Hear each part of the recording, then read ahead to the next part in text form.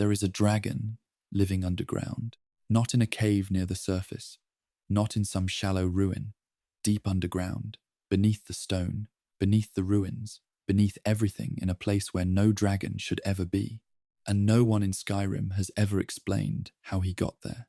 Tonight, we are going to sit quietly with the dragons of Skyrim, not the ones you fought on mountaintops, the ones in the wrong places, the ones buried by other dragons, the ones guarding rooms they had no reason to guard, the ones that leave more questions than answers. Settle in. The fire is low. Let's go deeper. Deep beneath Skyrim, in the Dwemer underground city called Blackreach, there is a dragon named Volthuriol. He sleeps in the dark until a shout wakes him. Then he rises, enormous and ancient, in a space that should be physically impossible for him to occupy. Blackreach is sealed. Its entrances are narrow, Dwemer doors and elevator shafts. There is no opening large enough for a dragon to have entered, not as an adult, not even close. He could not have flown in. He could not have walked in. The Dwemer sealed Blackreach themselves, long before Volthuriol's name appears in any record. No text explains why he is there. No NPC mentions him. No in-game book acknowledges his existence. He simply waits in the dark. He has been waiting, possibly for thousands of years, in a place he could not have reached. That is the whole mystery. There is no answer. Just a dragon in the dark, patient as stone. The bones in Sarthal do not belong there. Sarthal is one of the oldest Nordic ruins in Skyrim. It predates the Dragon War by a significant margin. The Nords built it when they first came to Tamriel from Atmora. They filled it with their dead. They sealed it and walked away. But deep inside, embedded in the rock of the ruins, there is a dragon skeleton, not placed on an altar, not honored or marked, just there pressed into the wall, like something that was sealed inside when the stone was still being laid. No dragon cult existed in Sarthal's time. No dragon war had happened yet. The bones should not be there. They are older than almost everything around them. And the Nords who built Sarthal never mentioned them, not once.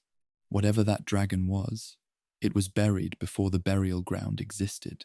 The ruins sit very still at night. The stone keeps its secrets well. Nahagliv was buried near Rorikstead. That detail sounds simple. It is not. Rorikstead is a small farming village in the Whiterun tundra. It appears quiet. It appears ordinary. But the rumours around Rorikstead are old and specific.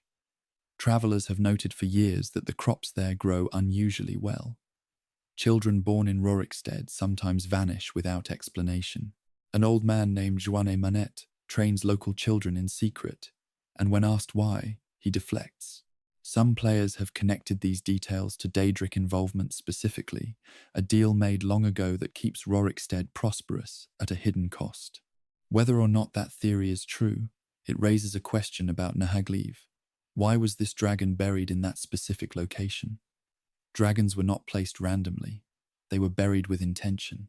What intention brought a dragon to a village that some believe made a deal with something dark? There is no record of Vinteruth. He sleeps beneath the ice near Autumnwatch Tower, frozen and still, waiting to be released. The villages nearby Ivarstead, Riften, have no legends about him. No traveller's journal mentions a dragon in that area. No bard's song names him. He is simply there, under the ice, as if the land swallowed him and forgot to mention it. Most dragons in Skyrim have some trace of their presence in the world. A ruin they claimed, a road travellers stopped using, a village that burned and never said why. Vinteruth has none of that. He exists with no footprint, no story, no explanation for how he came to sleep in that particular patch of frozen ground. He is the quietest dragon in Skyrim, and somehow that makes him one of the most unsettling. Sarloknir was buried on Mirmulnir's orders. That single fact raises a question the game never answers. Why would a dragon bury another dragon? Dragons are not known for tenderness. They do not grieve the way mortals do. They do not perform rituals for the dead. And yet, Mirmulnir, the first dragon the Dragonborn encounters in the main quest, gave the instruction to put Sarlonir in the ground near Kynesgrove. He even told Salonir he would be resurrected one day. That means Murmelnir knew Alduin would return. It means the burial was a preparation, not a mourning. But the act of burial itself, the choosing of a place, the deliberate interment, suggests something that looks almost like care. Whether it was strategy or something closer to loyalty, the game does not say. Mimolnir died before anyone could ask him. The answer went with him. The bones at Kagranzel sit deeper than they should. Kagranzel is a Dwemer ruin with a specific trap, a mechanism that drops intruders into an underground lake far below. If you survive the fall and swim out, you enter a massive cavern, and in the walls of that cavern, there are dragon bones, not on the ground, in the walls, embedded in the rock, as if they were there when the stone formed around them. The cavern sits far below the surface, below the Dwemer ruin, below everything. There is no entrance large enough for a dragon. There is no record of a dragon ever being there. The bones simply exist, pressed into the rock of a place that should never have had a dragon inside it. They are old, they are deep, they have no explanation. Some players believe they were placed there by the Dwemer deliberately, perhaps as part of a study. But no Dwemer text mentions them. They are one of those details that Skyrim simply offers, quietly, without comment. The dark down there is very complete. The bones sit in it without complaint. Odaviing chose to be captured. That is what the evidence suggests. Dragon's Reach was built specifically to trap a dragon. That is literally in its name. And when the Dragonborn calls Odaviing's name over Whiterun, he comes. He lands inside the trap. He is caught. He then tells the Dragonborn he came partly out of curiosity to test this new Dovahkiin. But that explanation feels incomplete. Odaviing is an ancient dragon. He would have known about Dragon's Reach. He would have known the trap. He flew directly into it. Some players believe Odaviing had already decided to shift his loyalty before he arrived. That the capture was not a defeat but a choice, a way to meet the Dragonborn on terms that felt controlled and deliberate. A dragon does not walk into a trap by accident. Odaviing walked into that hall knowing what it was. He just had his own reasons for going in anyway. Some word walls have nothing on them. They carry the same carvings as every other word wall in Skyrim, the same decorative style, the same stone, the same shape. But when you stand before them, they teach you nothing. There is no word. The wall is blank where the inscription should be. The game offers no explanation. No book describes empty word walls. No scholar in the College of Winterhold has studied them. They exist in the same locations as meaningful word walls, built with the same apparent intention. Some players think the words were deliberately removed, that someone came to these walls after they were carved and took something away. Others think the walls were built in preparation for words that were never finished. A third possibility is quieter than both, that the words are still there, written in something other than stone, and simply cannot be seen. Krosulha was guarding a Dwemer reading room. That is a strange assignment for a dragon.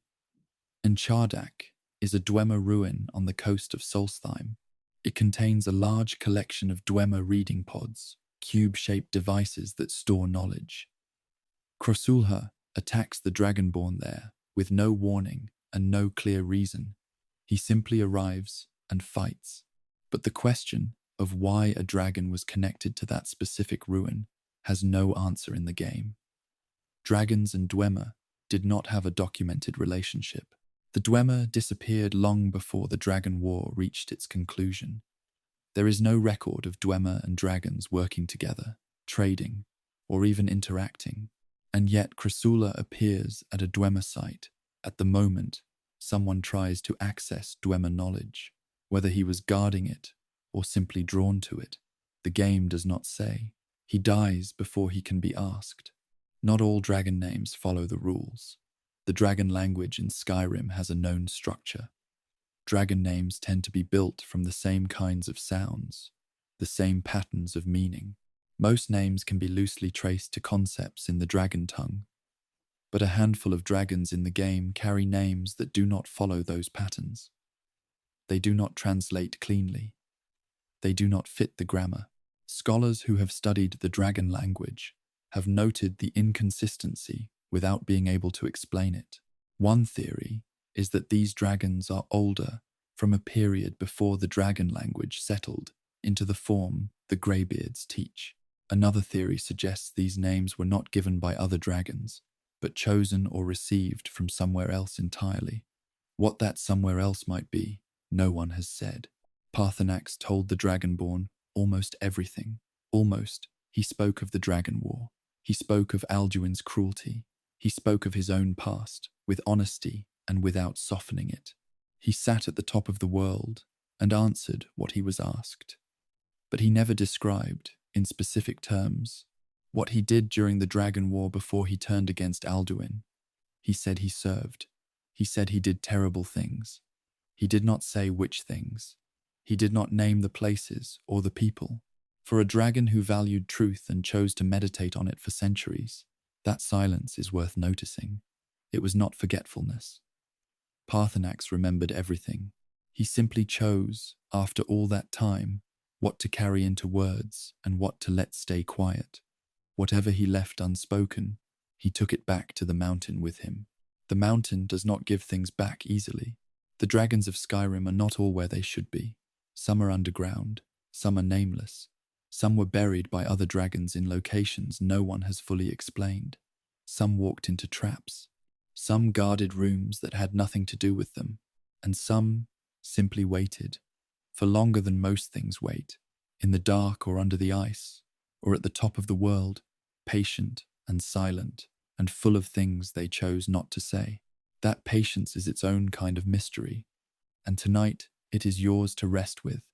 Winterhold used to be one of the great cities of Skyrim. Then the sea took it.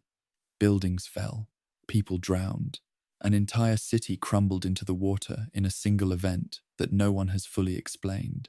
And the College of Winterhold, sitting right at the edge of the cliff, did not lose a single stone. The city is gone, the college remains, and the questions underneath it are older than either one. The college did not collapse because it was protected, or at least, no one in the game will say so directly.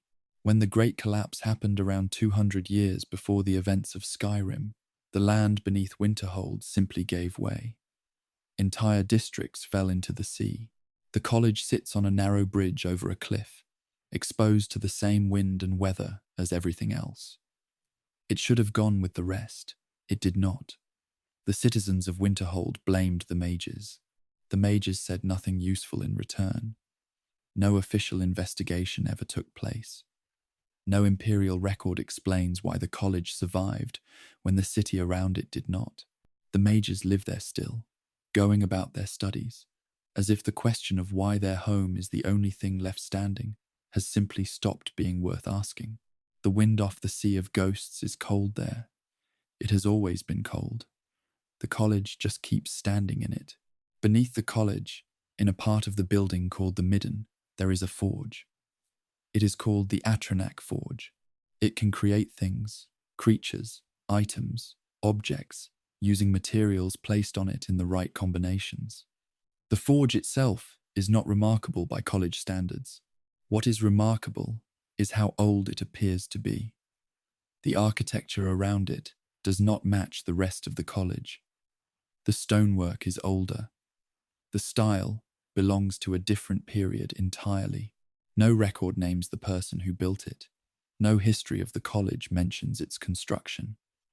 The Midden predates the college above it by what some scholars estimate to be a significant margin. Something was built in that underground space before the college existed. Someone put a working magical forge there, and then left no name, no explanation, and no instructions. The college simply moved in above it and tried not to ask too many questions. Thousands of years ago, the ancient Nords of Sarthal found something buried in the earth beneath their city. They called it the Eye of Magnus. They did not understand what it was. They sealed it inside the ruins and buried it so deeply that it would not be found again for millennia. That decision is the mystery. The Nords were practical people. They did not usually preserve things they considered dangerous, they destroyed them. But they did not destroy the eye. They hid it carefully, with effort, and then said nothing about it in any surviving text. No Nordic legend names the eye. No burial inscription references it. Whatever the ancient Nords saw when they looked at it, it was something that made them want to keep it safe rather than gone. That is a different kind of fear. The quiet kind. The Augur of Dunlane is no longer a person in any ordinary sense. He was once a student at the college. He studied magicka deeply enough that, at some point, something changed. His body dissolved. His consciousness did not. He exists now as a glowing presence in a dark room beneath the college, speaking in measured words to anyone the Archmage sends to him. He knows things he should not be able to know. He describes future events with a calm that suggests he is not guessing. He does not explain how he sees what he sees. He simply answers quietly and waits for the next question. No one at the college has formally studied what the Augur is. No one has asked him directly what it feels like to exist the way he does. The college keeps him in the basement, consults him when needed, and otherwise leaves him in the dark. He seems comfortable there. Savos Aren was the Archmage of the college before the events of the main questline. He was also, years earlier, a student who entered Labyrinthian with a group of fellow mages. Most of them did not come back. The ones who did not come back did not simply die. Savos used their life force as a magical ward. He bound them to the ruin while they were still alive. Their energy kept Moroke, the dragon priest, inside, contained. Savos went on to lead the college for decades. He built a career, he gave lectures, he granted titles, and underneath all of it, he carried the knowledge that he had left his friends in Labyrinthian, alive and bound, so that he could walk out. The game reveals this quietly, through notes and ghosts. It never asks him to explain himself. He is gone before the Dragonborn can ask. Morokai was a dragon priest. Dragon priests served the dragons during the ancient Dragon War. They were powerful, devoted, and eventually became the undead creatures found guarding word walls across Skyrim. Morokai was different in one specific way. He was placed inside Labyrinthian as the guardian of the Staff of Magnus. That is an unusual assignment. Dragon priests were guardians of dragon territory, dragon language, dragon power. The Staff of Magnus belongs to a divine to Magnus, the god of magic, who left Nirn before the world was fully formed. The connection between a dragon priest and a divine's artifact is not explained anywhere in the lore. Why Morokai was chosen for that role, and by whom and when, has no answer in the game. He guards the staff. That is all anyone can say for certain. The Staff of Magnus was not built for the purpose the college used it for. It was designed to drain magical energy to absorb the power of enchantments, wards, and fields. But lore texts describe it in older terms as something more specific. Some Elder Scrolls scholars believe it was built to sever a connection to cut a mage off from the source of their power cleanly and without damage. That framing makes it a tool of mercy as much as a weapon. Whether Magnus intended it to be used on others or on himself is not something any surviving text addresses. The staff is ancient. It predates the college by a very long time. Whatever it was made for, the full answer likely left with Magnus when he departed. Shalador was one of the most powerful mages in Tamriel's history. He built an entire city alone using a Thuum-like magical technique. He corresponded with Daedric princes. He left behind works that the college still studies, and somewhere in Skyrim he built a maze. He never explained what a mage was supposed to find at the center of it. The game frames it as a test, but the reward at the end does not match the effort of the journey. Some players believe the maze was not about the destination at all, that Shalador built it to see who would think the way he thought, not just survive the way he survived. Whether that is true or not, the maze exists. Shalador's reasoning does not. Beneath Winterhold, in the ruins under the city, there is construction that does not belong to any single civilization. Nordic stonework sits alongside Dwemer construction in the same underground space. The two styles are distinct and should not occupy the same walls. The Nords and the Dwemer had a complicated history. They were neighbors, occasionally allies, occasionally in conflict, but they did not build together. No text describes a joint construction project in Winterhold. No record explains why Dwemer architecture exists beneath a Nordic city. Something happened in that space that neither culture chose to document. The college has ghosts. They are students, young mages who died at some point and are still walking the halls. They carry books. They move through the corridors on what appear to be regular schedules. They do not acknowledge the living mages around them. They do not appear to know they are dead. No one at the college has studied them formally. No one has tried to communicate with them, guide them, or release them. They simply walk. The living mages step around them and continue on with their days. The sea keeps what it takes. The college keeps its ghosts. Winterhold has always been a place that holds on to things long after it should have let them go. The civil war in Skyrim looks simple from the outside. Two sides, one province. A fight over who gets to rule. But underneath the battles and the banners, there are questions that neither side ever answers. Quiet ones, the kind that stay with you. The Thalmor have a file on Ulfric Stormcloak. It sits in a locked room inside the Thalmor embassy, and if the Dragonborn finds it, the contents are calm and precise. The file does not describe Ulfric as an enemy. It describes him as an asset. The Thalmor did not start the civil war, but they consider it useful. A divided Skyrim cannot resist them. Ulfric's rebellion keeps the Empire distracted and weakened. The file notes that the Thalmor do not want Ulfric to win, but they do not want him to lose too quickly either. They want the war to continue.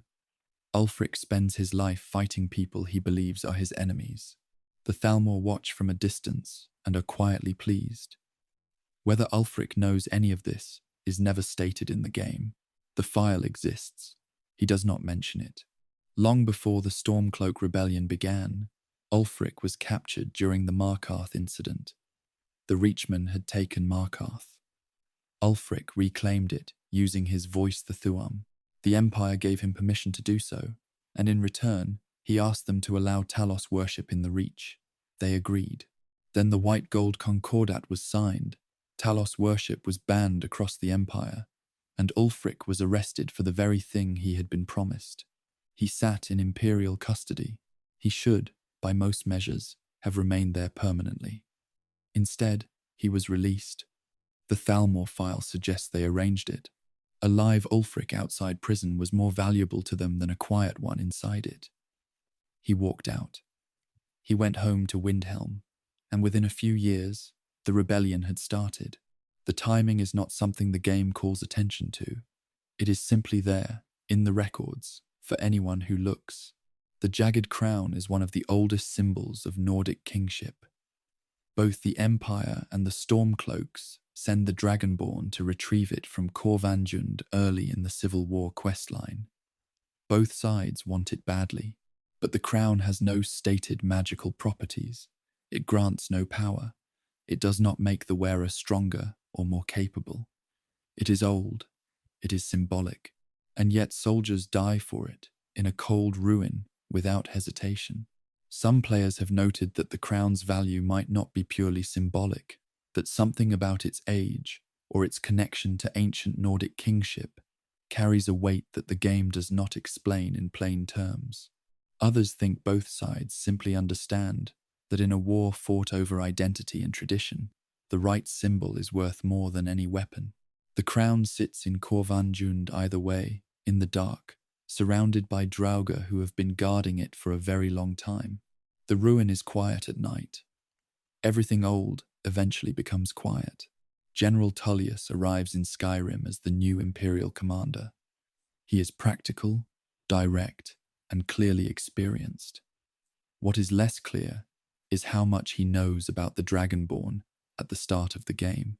Some players have pointed out that Tullius seems to move with more awareness than a newly arrived general should have. He is present at Helgen. He oversees the execution personally. He knows enough about the political situation in Skyrim to operate effectively from his first day. Whether the Empire sent him specific intelligence about events in Skyrim, including early rumors about a Dragonborn, is never confirmed. Tullius never explains his full briefing. He manages the war, gives orders, and keeps his own counsel. What he knew before he arrived, and who told him, the game does not say. Someone told the Greybeards about the Dragonborn. After the dragon attack at Helgen, the Greybeards sent their summons the call across all of Skyrim. It shook the ground. It rattled windows in every hold. But that call requires knowing a Dragonborn exists. The Greybeards do not watch the roads. They do not receive Imperial dispatches. They sit at the top of the throat of the world in silence, and yet the call came quickly. Someone sent them word. The game never names that person. No letter, no courier, no NPC takes credit for carrying that information to High Hrothgar. The summons simply arrives, as if the news travelled on its own.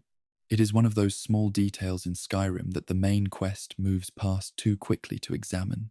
Certain Imperial soldiers in Skyrim wear armor that does not match their current era. The design is older. It corresponds to Imperial military styles from decades before the events of the game armor that should have been replaced, updated, or retired through normal military supply. Some players have noted this as a simple game detail, a matter of limited assets. Others have suggested it points to something quieter, that parts of the Imperial Legion in Skyrim are understaffed, undersupplied, and working with whatever they have left.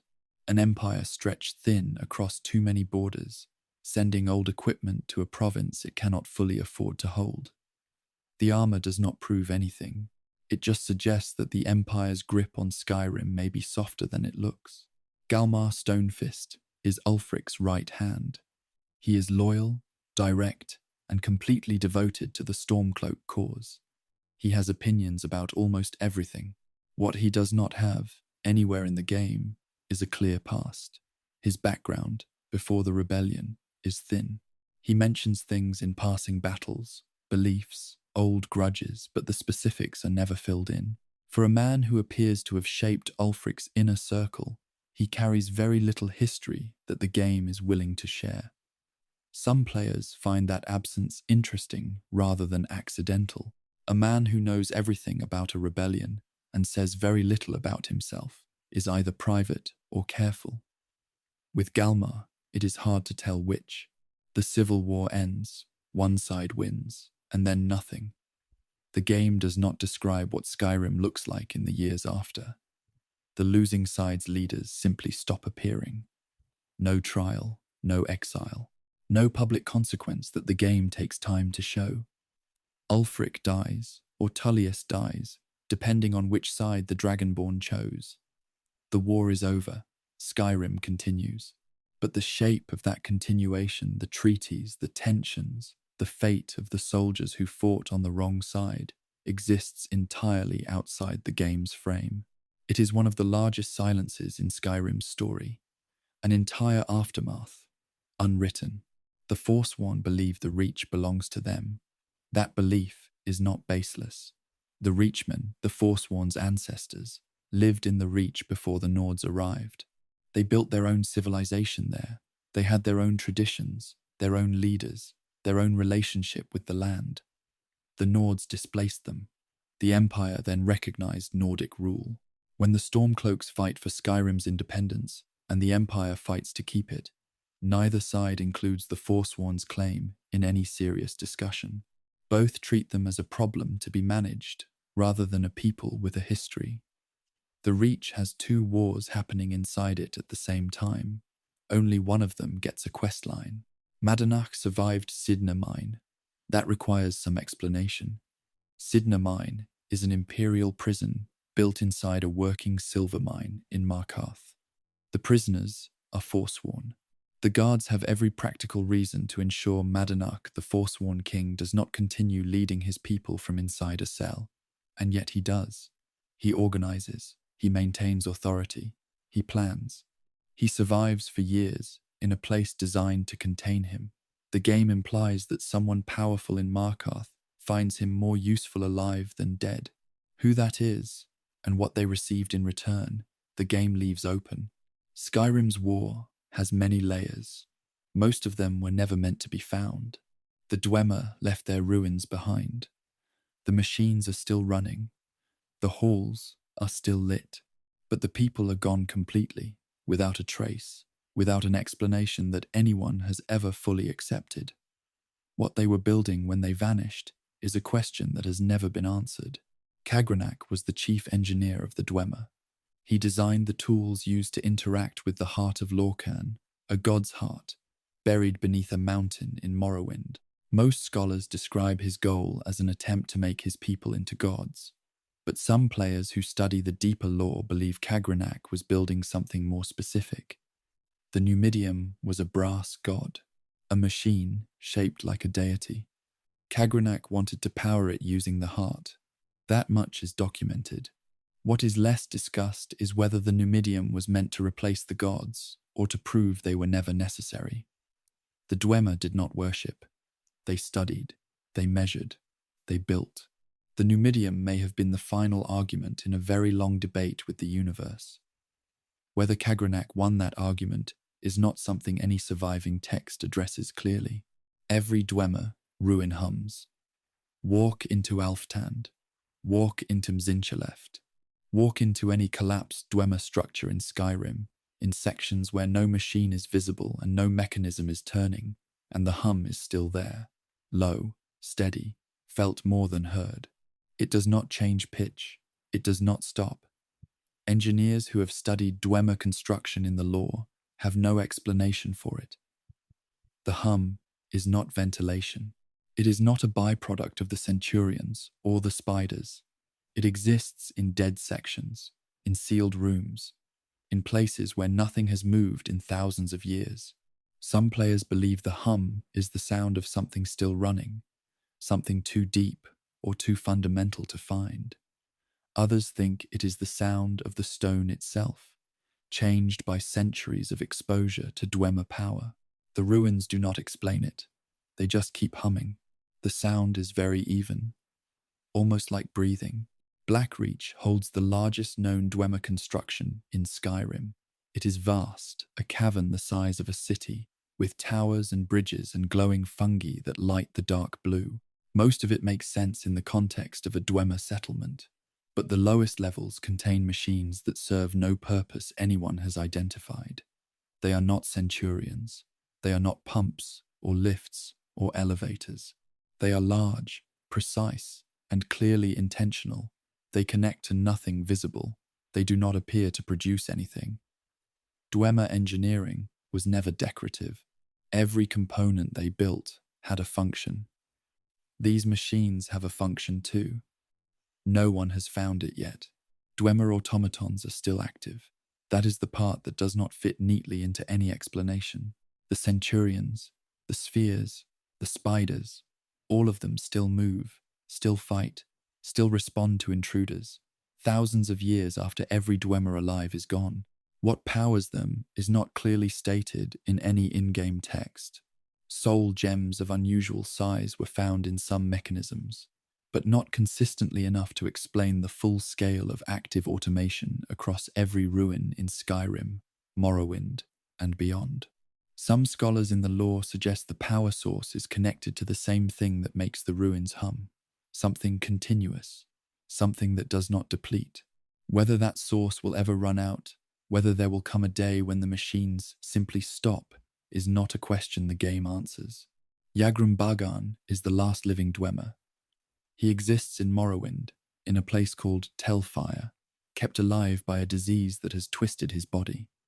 He is bloated, immobile, and thoroughly willing to talk. What is strange about him is not his condition, it is his tone.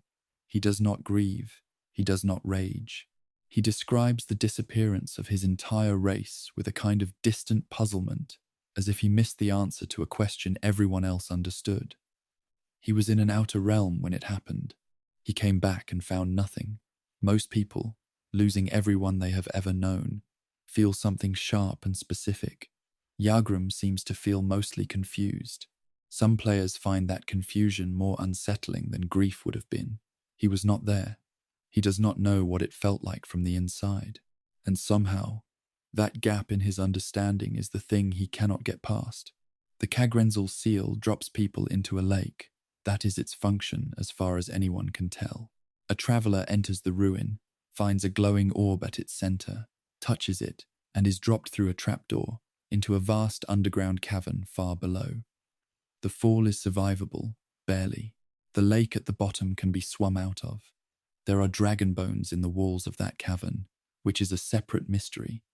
But the mechanism itself, why the Dwemer built an elaborate, precise trap that does nothing except drop people somewhere else, has no answer in any Dwemer text. It is not a defense. The intruder survives. It is not a puzzle with a reward. There is nothing to find below. The Dwemer built it with intention and left no record of what that intention was. Certain Dwemer doors in Skyrim cannot be opened, not with lockpicks, not with magic, not with any method the game provides. They simply exist, sealed, present, built with the same quality as every other Dwemer door, and they do not open. Some are tucked into corners of ruins where players rarely go. Others sit at the end of corridors that clearly once led somewhere. What is behind them is unknown. The game treats them as scenery. But Dwemer construction was not decorative. If a door was built, it was built to open. Whatever is on the other side, the Dwemer did not intend for it to stay sealed forever. The sealed doors sit in the quiet of the ruins, patient, unchanged, waiting for a key that has not existed for a very long time. Dwemer writings found in Morrowind reference Skyrim locations by name. They describe travel to specific sites, mountains, underground passages, geographic features that correspond to real places in Skyrim. But Skyrim's ruins contain almost no corresponding Dwemer records. No Skyrim-based Dwemer text mentions the sites named in the Morrowind writings. Two branches of the same civilization, apparently in regular contact, left almost no mutual documentation. Either the records in Skyrim were removed before the disappearance, or they were stored somewhere that has not been found, or there is a gap in the Dwemer's documentation practices that no scholar has cleanly explained. Sotha-Sil was a god, one of the tribunal, a mortal who used Dwemer tools to achieve divinity. He built a city of clockwork. He spent centuries inside it, maintaining the mechanisms of the world in silence. He was the tribunal member most associated with the Dwemer's engineering philosophy, and by every account in the lore, he grieved their disappearance in a way that Vivek and Almalexia did not. He did not speak of it often. He returned to his machines. But the grief was there, noted by those who knew him. Of all the people in Tamriel who mourned the Dwemer, a god who barely spoke to anyone was among the most affected. There are no Dwemer remains in any Dwemer ruin. No bones, no ash, no clothing left behind, no personal objects dropped in haste. When the disappearance happened, it took everything biological with it. The stone remained, the metal remained, the machines remained, the people, every single one, did not. Whatever happened at the moment of the Numidium's activation, it did not leave bodies. It left a hum in the walls, automatons that still patrol, and doors that still will not open. The hum continues, steady and low and very patient, like something that has simply decided to wait. Nordic burial sites are not simply places where the dead were put to rest.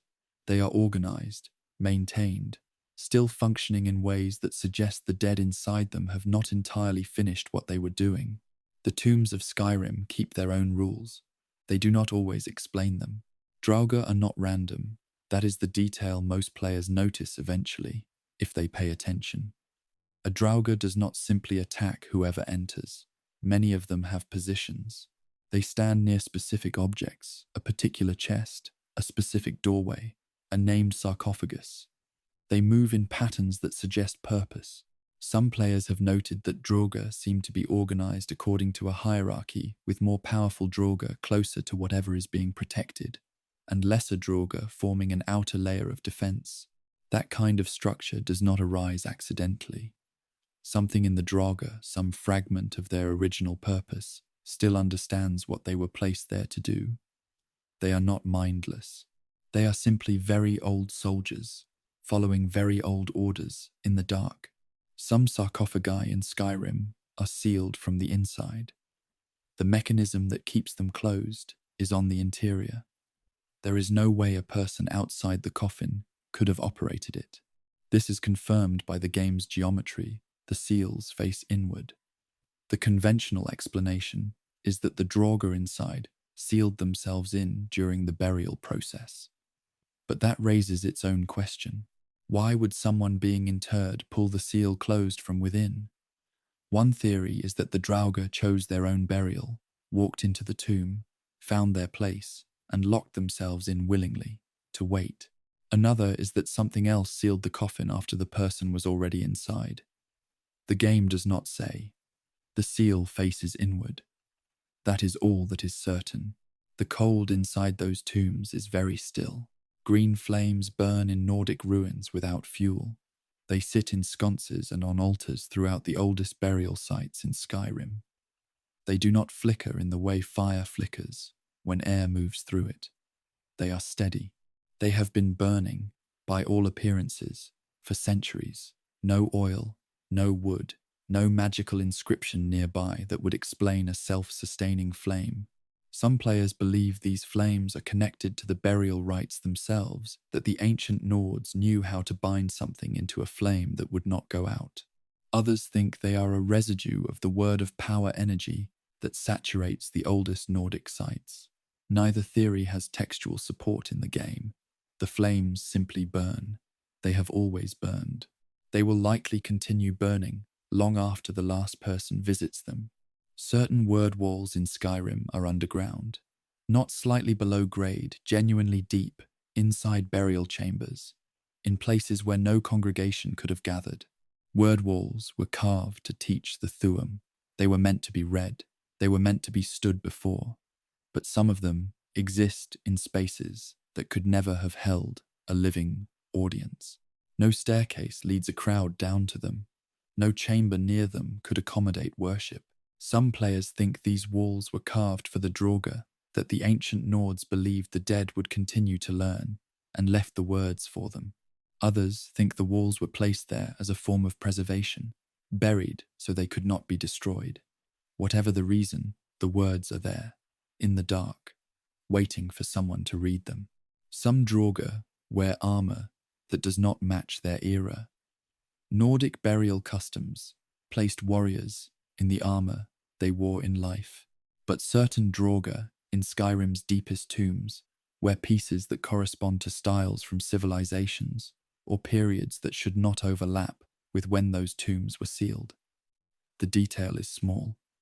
It is easy to miss, but it suggests either that the burial dates are wrong, that these tombs were used across multiple periods, or that someone opened them at some point and put things inside that were not there originally. Who and why and what they were looking for, the game does not address. Labyrinthian was not always a ruin, it was a city. The ancient Nords built it as a place of learning, specifically for studying the way of the voice, the Thuum. It had streets and structures, and presumably inhabitants. At some point, it stopped being a city and became what it is now, a cold, collapsed maze, full of undead and dragon priests, and the particular silence of a place that has been abandoned for too long. No text in Skyrim describes the transition from city to ruin cleanly. There is no account of what happened there, what drove people out, or what the city felt like on its last day. It simply became a tomb. The stones are still there. The people who walked on them are not. 8 dragon priest masks are findable in Skyrim. The game presents them as a set. Collect all 8, bring them to Labyrinthian, receive a 9th. But historical lore references many more than 8 dragon priests. The priests were not rare during the Dragon War. Every significant site had one. Every temple, every stronghold, every territory worth holding had a priest to maintain it. 8 masks from a civilization that produced dozens of priests is a small number. Some players believe the other masks exist somewhere and simply have not been found. Others think most were destroyed during the rebellion against the dragons. A third possibility is that not every dragon priest stayed in Skyrim, that some left, and their masks went with them to places the game does not visit. The wooden mask in Labyrinthian does something unusual. Wear it inside Labyrinthian, and the ruin changes. The broken stone repairs itself. The fallen walls stand. The city appears as it once was, or a version of it, preserved in some layer of time the mask can access. The place the mask reveals is called Bromjunar. It is not a ghost or a memory. It functions. Objects inside it can be interacted with. Whatever the wooden mask does, it does not simply show the past. It places the wearer somewhere that still exists, just not in ordinary time. Who made the mask, and how, and whether Bromjunar continues to exist in that other layer when no one is wearing it, the game offers no answer. The mask sits in the ruin. The city it remembers keeps its own hours. Some Draugr guard objects that were not in the tomb when they were sealed inside it. The timeline does not fit. The Draugr entered the tomb was sealed, and the object being guarded arrived later, placed there after the burial was complete. But the Draugr protects it as if it has always been there. This suggests one of two things. Either the tomb was opened after the initial sealing by someone who placed the object and left, or the Draugr's sense of what to protect extends beyond what they were originally told. Neither explanation is comfortable. The first raises the question of who opened the tomb and why. The second suggests the Draugr are more aware than they appear. Dwemer artifacts appear in the deepest chambers of Nordic burial sites, not in the upper levels, where scavengers might have dropped things. Deep down, in sealed chambers, in places that were not opened after the initial burial. No historical record describes trade between the Nords and the Dwemer that would explain the exchange of objects at burial depth. The two civilizations had complicated relations. They were not in the habit of sharing sacred spaces. The artifacts are there anyway, placed carefully, apparently deliberately, in tombs they had no documented reason to enter. The Draugr have been in those tombs for a very long time, centuries, millennia for the oldest ones. The tombs are cold and dark, and very quiet between visits. What happens in that silence? Whether the Draugr experience it in any way, whether something moves through their ancient minds in the long years between intruders, is not something any text addresses. They stand, they wait, they guard. Whatever they do in the dark, they have been doing it for longer than most things last. The tombs keep their silence well. The dead are patient. They have had a great deal of practice. Skyrim's guilds keep their histories carefully hidden. The Thieves' Guild does not explain its oldest bargain. The Dark Brotherhood does not account for all its centuries. The Companions carry a bloodline they did not choose. Each organization has a layer underneath the one it shows. That is where the quieter questions live. The Night Mother is the spiritual leader of the Dark Brotherhood. She is also a preserved corpse. Her body has not decayed. She has been physically maintained, kept whole for thousands of years by a process that no text in the game explains. The Brotherhood treats her preservation as sacred and does not question it publicly. Only one person can hear her speak, the listener, the highest rank in the Brotherhood's structure. When there is no listener, the Night Mother is silent. She does not speak to the keeper who guards her body. She does not speak to the speaker. She waits until the right person exists, and then, and only then, she talks. What she is, whether she is still alive in some sense, whether something other than her original soul occupies the preserved body, is not addressed anywhere in the Brotherhood's official doctrine. They keep her, they carry her when they move. They do not ask what she is. Babette has been a child vampire for over 300 years. She looks 8 years old. She has looked 8 years old for 3 centuries.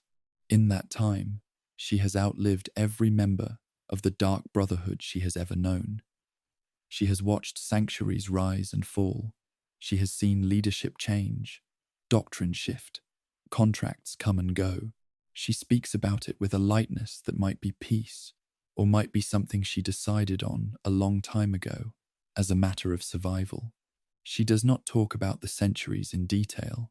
She answers questions about potions and poisons and leaves the rest alone. 300 years of a life that looks like childhood is not something the game lingers on. Babette does not seem to need it to. The fire in the Falkreath sanctuary is always low and warm. Babette sits near it and says what she chooses. Nocturnal made a deal with the Thieves' Guild. In exchange for her favor, luck, protection, a general improvement in their craft, the members of the guild swear a binding oath. When they die, their souls do not go to Sovngarde. They go to the Twilight Sepulchre to serve as her sentinels for eternity. The question the game raises quietly is what Nocturnal actually gains from this. She is a Daedric prince. She commands realms. She does not need mortal thieves to guard a temple. Some players believe the arrangement is not about the labor, it is about the souls themselves. That Nocturnal collects them for reasons her own lore does not fully disclose. Others think the guild is a kind of long-running experiment in what mortals do when luck is tilted in their favor.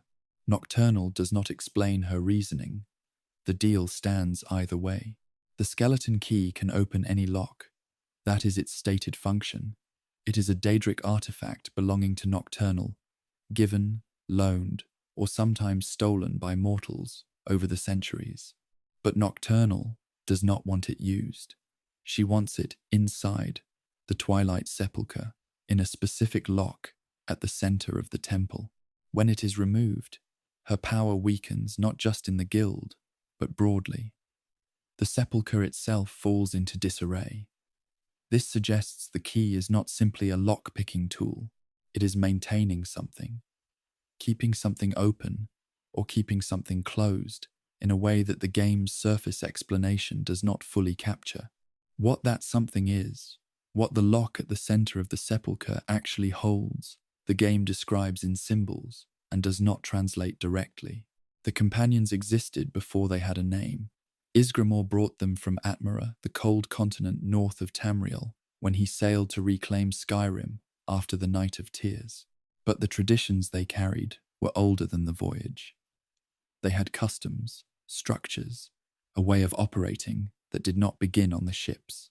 Atmora had its own warrior culture, its own sense of brotherhood and loyalty in arms. What that culture looked like before the companions formalized it, before they built Whiterun and established Jorvaska, is not something surviving texts describe in detail. The companions came from somewhere colder and older. What they were before they had a name is the part that did not travel well across the water. Hircine gave the companions their lycanthropy. That is stated directly in the game through the quest line. But the terms of that gift, what Hircine expected in return, what he considered the exchange to be, are less clear. Daedric princes do not give things without reason. Hircine is the prince of the hunt. Werewolves are his preferred prey.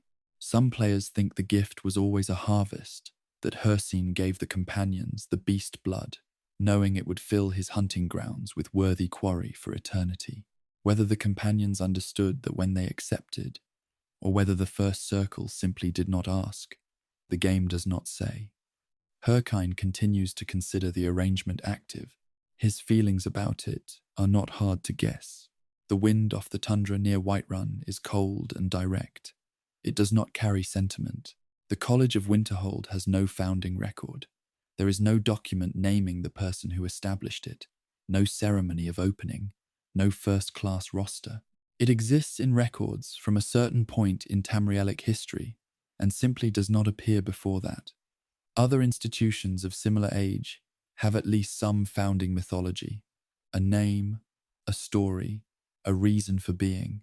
The college has the Atronac Forge beneath it that predates the building above, and a location that sits on the edge of a cliff in one of Skyrim's less hospitable holds. Whoever built it chose that spot deliberately. Their name did not survive the choice.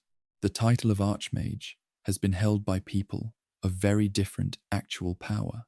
Some Archmages in Elder Scrolls history were among the most capable mages alive. Others appear to have been administrators, competent, organized, and not especially more powerful than anyone else in the college. The Dragonborn can become Archmage without demonstrating mastery of any school of magic. That inconsistency has led some players to believe the title itself carries something, a connection, a residual power, a recognition by something larger than the college that has nothing to do with personal ability. What that something might be is not addressed in the college's official texts. The title is given, the Mage's Bow. The meaning behind the ceremony is not explained. The Blades were in Skyrim before the Dragonborn arrived. A small number, Delphine, Esbern, and others unnamed, survived the Thalmor's purge and scattered. Most of them left no trail. The Thalmor had excellent intelligence networks and a stated goal of eliminating the Blades entirely. And yet several Blades survived for decades, hiding in plain sight or in obscurity, without being found. How they managed that, what routes they used, who helped them, what they sacrificed to disappear effectively, the game mentions only in fragments. The survivors who remain do not account for all the years.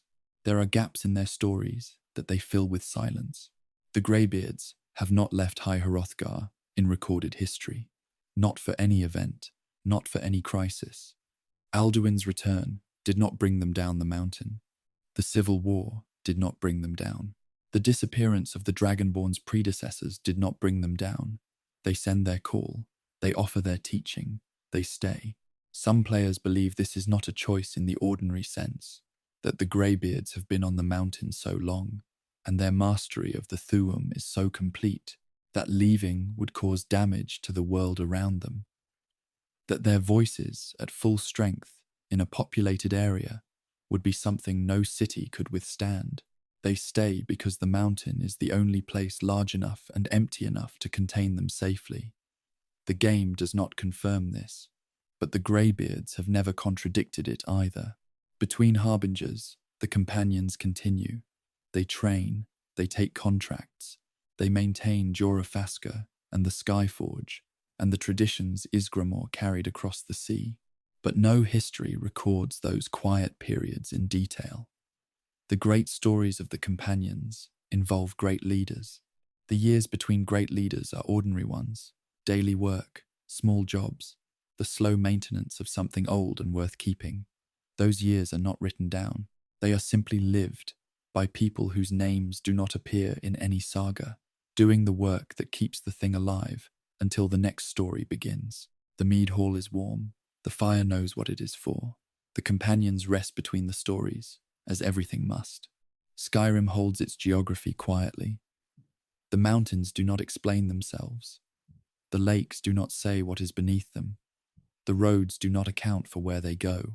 But if you pay attention to the land itself, to what sits where it should not, to what is missing from maps that should include it, the questions start to surface on their own. Lake Ilinalta sits in the forests south of Whiterun. It is wide and cold, and deep enough that its bottom is not visible from the surface. Beneath that surface, there are ruins, structures, walls, foundations, shapes that were clearly built by someone with intention. No in-game text names them. No book in any of Skyrim's libraries identifies the civilization that placed them there. The ruins are simply present, submerged, older than anything nearby that has a name attached to it. Most ruins in Skyrim can be traced to a known people. Nords, Dwemer, Falmer, Reachmen. These cannot. Whatever was built under Lake Ilinalta, the people who built it left no other record in Skyrim.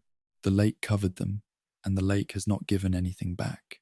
Along the Harfinger coastline, local people describe lights, not the aurora, not ships, something closer to the water drifting, slow, without pattern. Fishermen mention them in passing. Innkeepers near Solitude have heard accounts from travellers. The lights are not aggressive. They do not approach.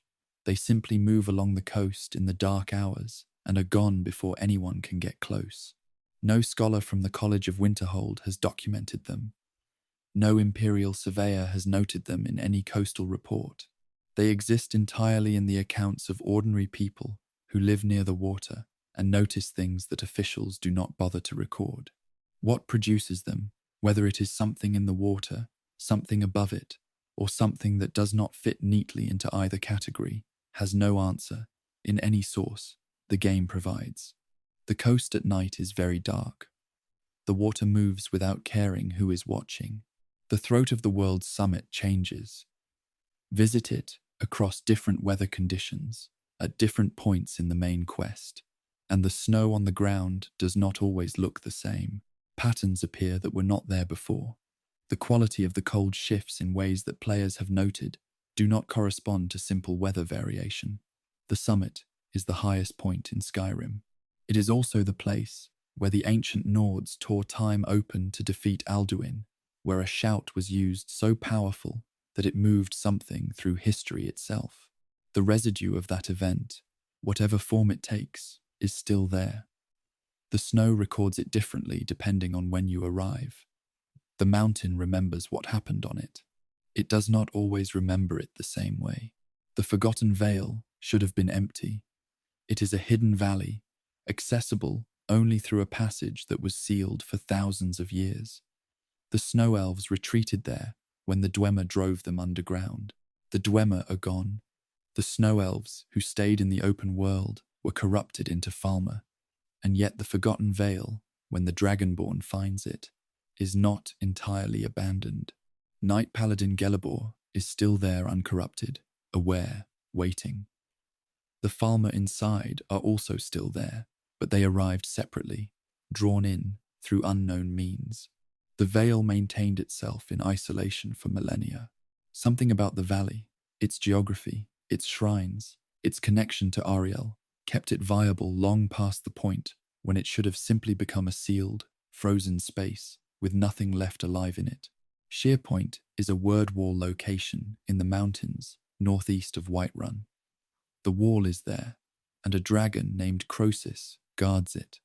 But the structures around the wall do not belong to any known civilization. They are too old for the Nords and too organic in style for the Dwemer. They do not match Falmer construction either, which tends to be crude and adaptive rather than designed. Whoever built the structures at Sheerpoint built them with care around the word wall, as if they considered the wall worth protecting or honoring. No text acknowledges their existence. The game treats Sheerpoint as a word wall location and nothing more. The structures simply stand in the wind, older than everything around them, built by people whose name has not survived.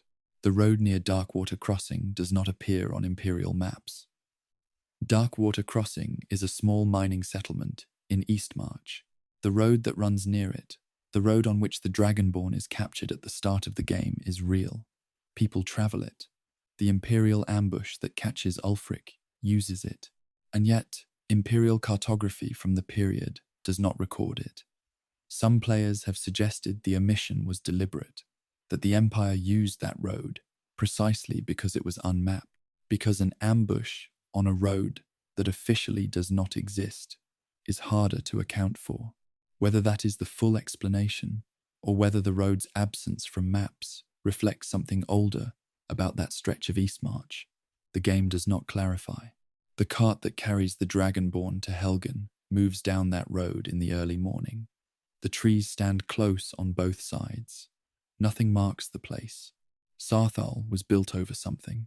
The ancient Nords constructed their first great city on Tamriel, directly above whatever the Eye of Magnus was resting in. That placement was not accidental. The Nords would have known what was beneath them before they laid the first stone. They built over it anyway. Then they sealed it. Then they buried the city. The sequence suggests they wanted the Eye contained rather than destroyed, and they wanted their city above it as a kind of wait or watch. What they knew about the Eye, and what they feared it might do if left unattended, did not survive in any text they chose to leave behind. The city came first.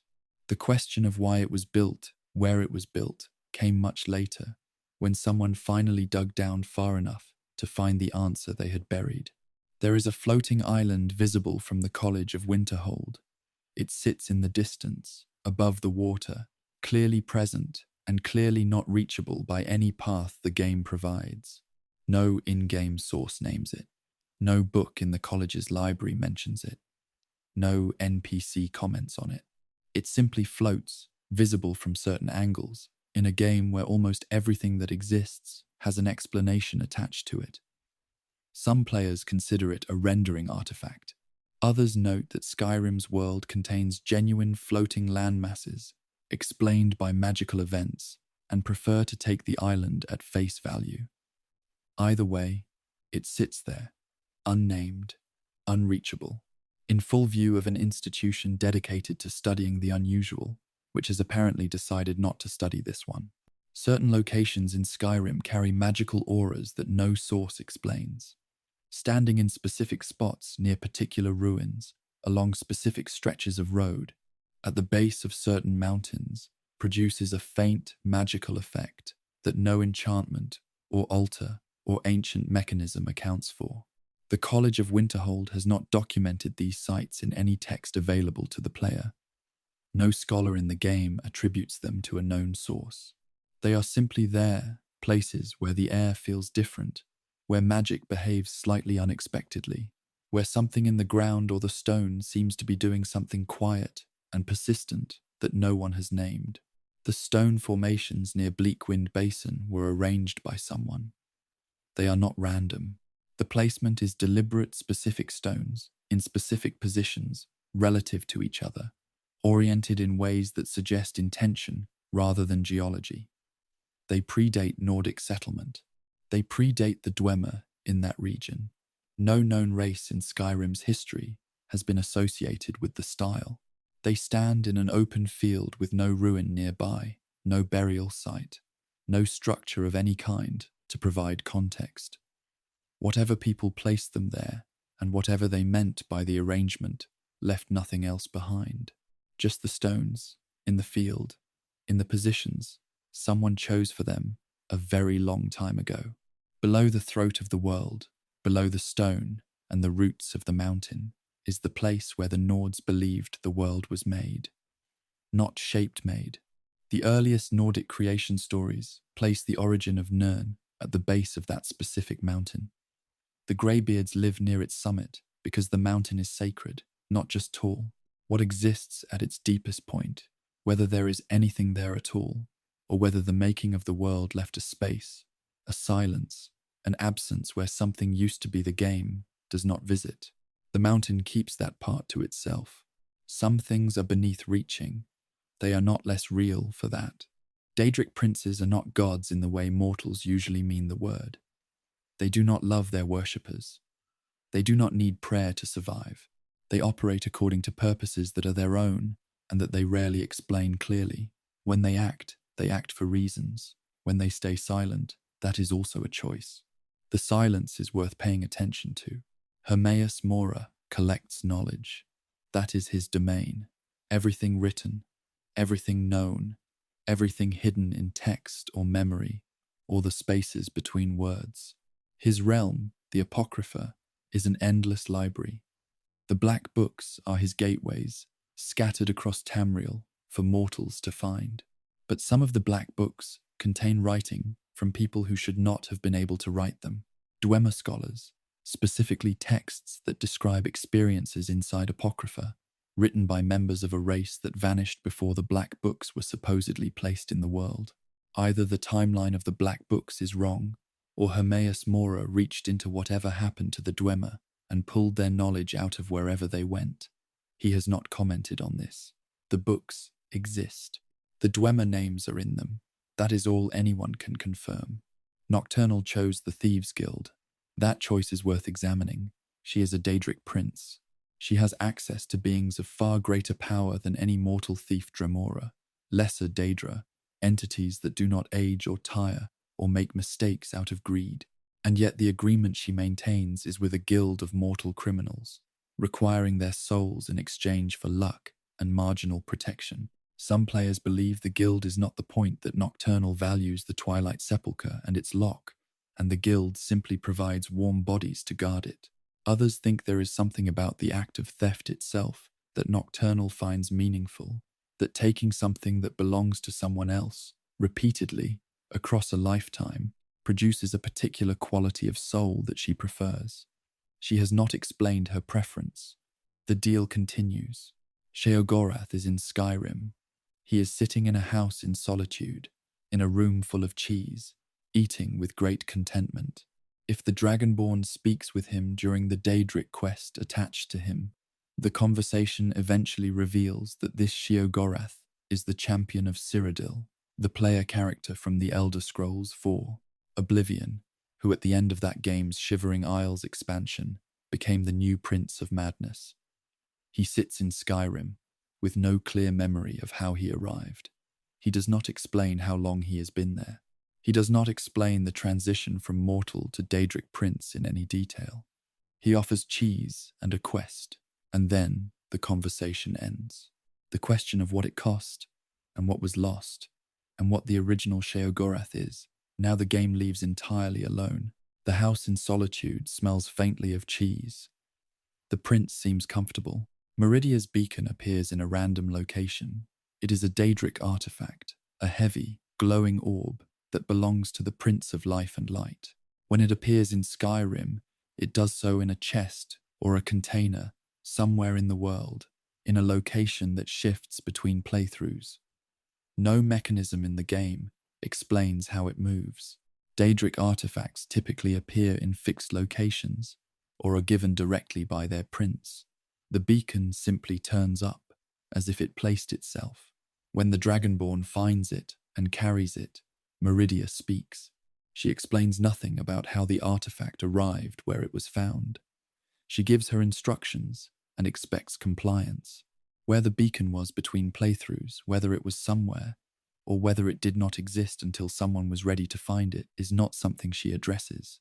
Molag Bal's shrine in Markarth is built into the stone of the city's foundation, not added, later integrated.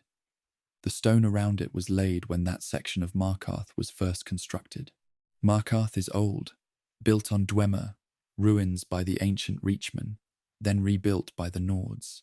The shrine predates the current structure by enough that it appears to have been placed before whoever built the walls. Above it was making decisions about what the walls would include. Someone put a shrine to a Daedric prince of domination into the foundation of a city and then built over it. The city has been inhabited since. No one who lived there chose to discuss this openly, or if they did, the record did not survive. Mephala shapes cultures. The Dunmer, the Dark Elves of Morrowind, have a complex relationship with her. She is one of their three primary Daedric patrons.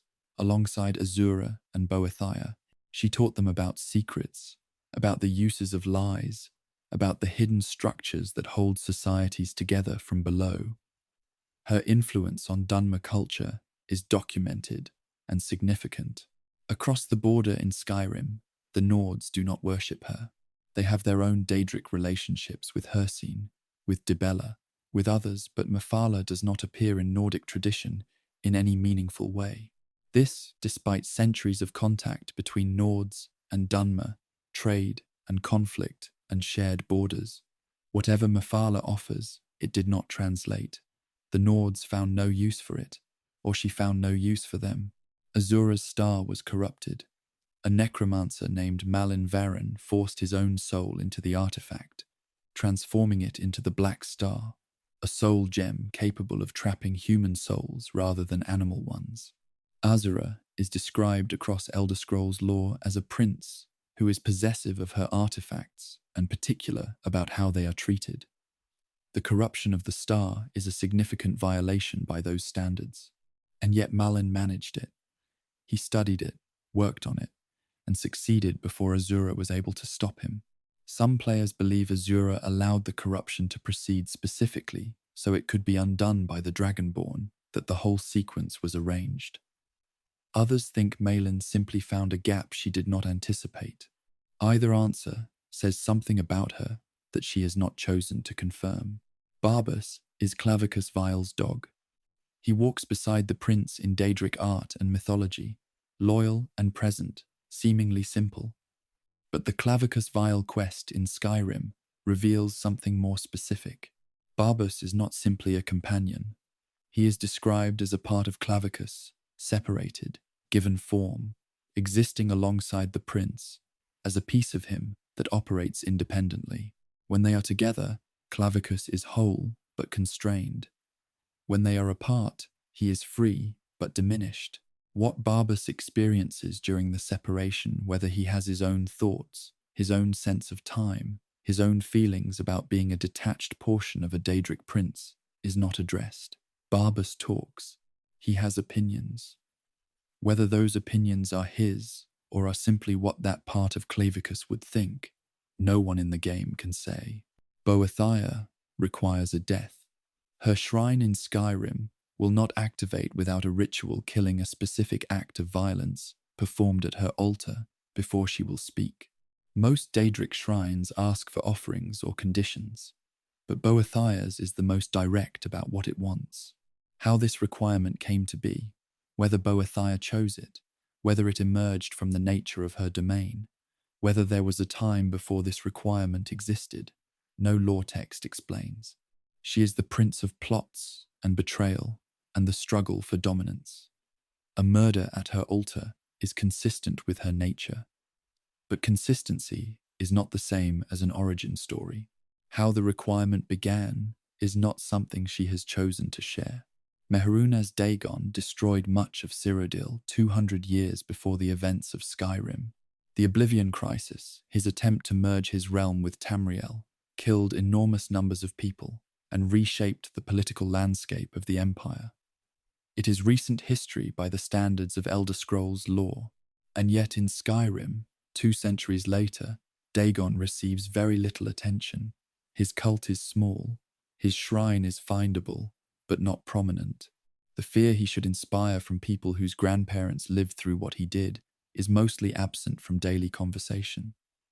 200 years is long enough for memory to soften, long enough for urgency to become history, long enough for a prince who shook the world to become something people mention and then move on from. The princes wait in their realms. They have more time than anything else. Waiting is not difficult for them. The Elder Scrolls are the oldest objects in Tamriel's lore, older than the empires, older than the gods, as mortals understand them. They exist before the events they describe, and no one, not a single source across all of Elder Scrolls lore has ever named who made them or why. No one wrote the Elder Scrolls. That is not a poetic statement. It is the actual situation. The scrolls exist in the world. Scholars study them. Priests dedicate their lives to reading them, and not one source in the available lore, not an in-game book, not a scholar's account, not a Daedric prince's commentary names a creator. There is no craftsman, no divine author, no point of origin. The scrolls simply are. They were there before anyone thought to ask where they came from. Some lore scholars believe they are artifacts of the Dawn era, a period of time before the world stabilized, when the rules of reality were still being written. If that is true, the Elder Scrolls may not have been created at all. They may simply have occurred, the way certain things occur when time is new and nothing is fixed yet. Reading an Elder Scroll causes blindness. That is the established effect on mortal readers. Gradual loss of sight, progressing with each reading until the eyes no longer function. The Moth Priests, the order dedicated to scroll reading, accept this as the cost of their work. Knight Paladin Gelibor is a snow elf who has lived in the Forgotten Vale for thousands of years. He is ancient by any measure. He has had access to Elder Scroll knowledge and artifacts throughout his long life, and his eyes show no sign of damage. He sees clearly. He describes the world around him with precision. Why a snow elf of extreme age can interact with scroll knowledge without the cost that mortal humans pay is not addressed anywhere in the game. Gelibor does not raise the subject. His eyes remain clear and open. The veil is very quiet. The light inside it falls softly on everything. 2 people can read the same Elder Scroll and see different events. This is documented in the lore, multiple accounts of the same scroll, producing different visions in different readers. The conventional interpretation is that the scroll shows each reader what is relevant to them specifically, but that framing creates a problem. If the scroll's content varies by reader, it is not recording fixed events. It is doing something more active, selecting, presenting, shaping what it shows based on who is looking. A document that behaves differently depending on who reads it is not a record. It is something else. What that something else is, whether it has intent, whether it is aware of its readers, whether the variation is random or precise, no law source has settled. The Dragonborn reads an Elder Scroll at the throat of the world without preparation. The Moth Priests spend decades training before their first reading. They approach the scrolls gradually, in controlled conditions, with specific rituals designed to minimize damage. The Dragonborn picks one up and reads it in an exposed location, in the middle of an active main quest, with no training and no ceremony. The blindness does not come, or if it does, it passes quickly enough that it does not persist into the gameplay beyond the immediate scene. Some players attribute this to the Dragonborn's nature, to whatever it means to be Dovahkiin, to carry dragon souls, to be something that conventional rules bend around. Whether that interpretation is correct, or whether the scroll simply behaved differently in that moment for reasons the lore has not explained, the game does not clarify. The scroll used at the throat of the world disappears from the lore. It is a specific Elder Scroll one, connected to Alduin, to the ancient shout used against him, to the events at the summit that the Dragonborn witnesses. After the sequence at the summit, the scroll continues to exist as an item in the game for a short time before the quest line moves it along, and then it is simply gone. No text describes where it went. No character accounts for it. An object of that age and significance does not have an acknowledged resting place in any source following the events of the main quest. It was used. It mattered. And then the lore stopped tracking it, the way important things sometimes stop being mentioned before anyone has explained what happened to them. The Moth Priests go blind willingly. That is the correct way to understand their order. They know what reading does. They know the progression: partial sight loss, increasing blindness, eventual complete darkness. They train anyway. They travel to find scrolls anyway. They read anyway. Some players find this sad. Others think it is one of the cleaner examples of devotion in all of Skyrim's lore. A group of people who valued what the scrolls showed them more than they valued seeing the ordinary world. They traded one kind of sight for another. Whether that trade was worth it is a question each priest presumably answered for themselves, somewhere along the road, before the darkness finished arriving. The Thieves' Guild owns an Elder Scroll. They are aware it is valuable. They are not aware, or do not appear to be aware of what it actually is. The scroll sits in their possession as a heist prize, as something worth stealing and worth keeping. No guild record treats it with the reverence the Moth Priests would bring to it. No guild member studies it. It rests in their archive the way any other exceptional piece of stolen property rests present, noted, not fully understood. An Elder Scroll, in the hands of people who regard it primarily as currency, is one of the quieter ironies in Skyrim's world. The scroll does not seem to mind. Elder Scrolls cannot be destroyed. No record exists of one being damaged. They can be stolen, hidden, lost, and found again. They can be misread, misused, and misunderstood. But no source describes a scroll being burned, cut, dissolved, or otherwise harmed by any force available to mortals or Daedra. Some players have noted that this makes them unlike almost any other object in the world, truly indestructible in a setting where even the gods can be diminished or altered. Whatever the scrolls are made of, it does not respond to the things that end most other things. The Scroll of Akatosh is referenced in earlier Elder Scrolls games. Akatosh is the chief divine of the Imperial Pantheon, the god of time, the dragon god, the first and highest of the nine. In Skyrim, Akatosh is everywhere in Nordic theology, in shrines, in prayers, in the name of the Dragonborn's power. And yet, the scroll bearing his name does not appear. It is not in the college. It is not in any known collection. A scroll, named for the highest god of the land, in the land where that god is most venerated, is simply absent. Whether it exists somewhere unfound, whether it was destroyed, despite the rules against that, or whether it was never in Skyrim to begin with, the game offers no indication. Elder Scrolls age. They show wear, yellowing, fraying, the gradual physical evidence of time passing on an object, and yet they cannot be destroyed. These two facts exist alongside each other without explanation. A thing that ages but cannot be ended is experiencing time without approaching an end, accumulating history on its surface while remaining fundamentally unchanged underneath. Whether the aging is cosmetic, or whether something inside the scroll is genuinely wearing while the object itself persists, or whether the wear is simply time leaving its marks on something it cannot otherwise touch, no one in the lore has offered a clean answer. An Elder Scroll records events before they happen. That is its defining quality, not a history of the past, but a record of what is yet to come. The scroll used at the throat of the world showed the Dragonborn what the ancient Nords did, because from the scroll's perspective, past and future occupy the same kind of space, a document that exists before the events it describes, written by no one, indestructible, aging slowly in the hands of people who go blind to read it. It is not a book, not exactly. It is something that arrived in the world before the world had a name for what it was. It is still here, still aging, still keeping its own counsel, still full of things no one has finished reading. Some civilizations leave ruins, others leave only questions. The Snow Elves left both, and then something worse than ruins, which is a living reminder of what they became. The lost races of Skyrim are not all fully gone. Some of them are still here, in forms they would not have chosen. The Snow Elves built a civilization. They had cities, temples, art, and a relationship with Auriel that shaped their entire understanding of the world.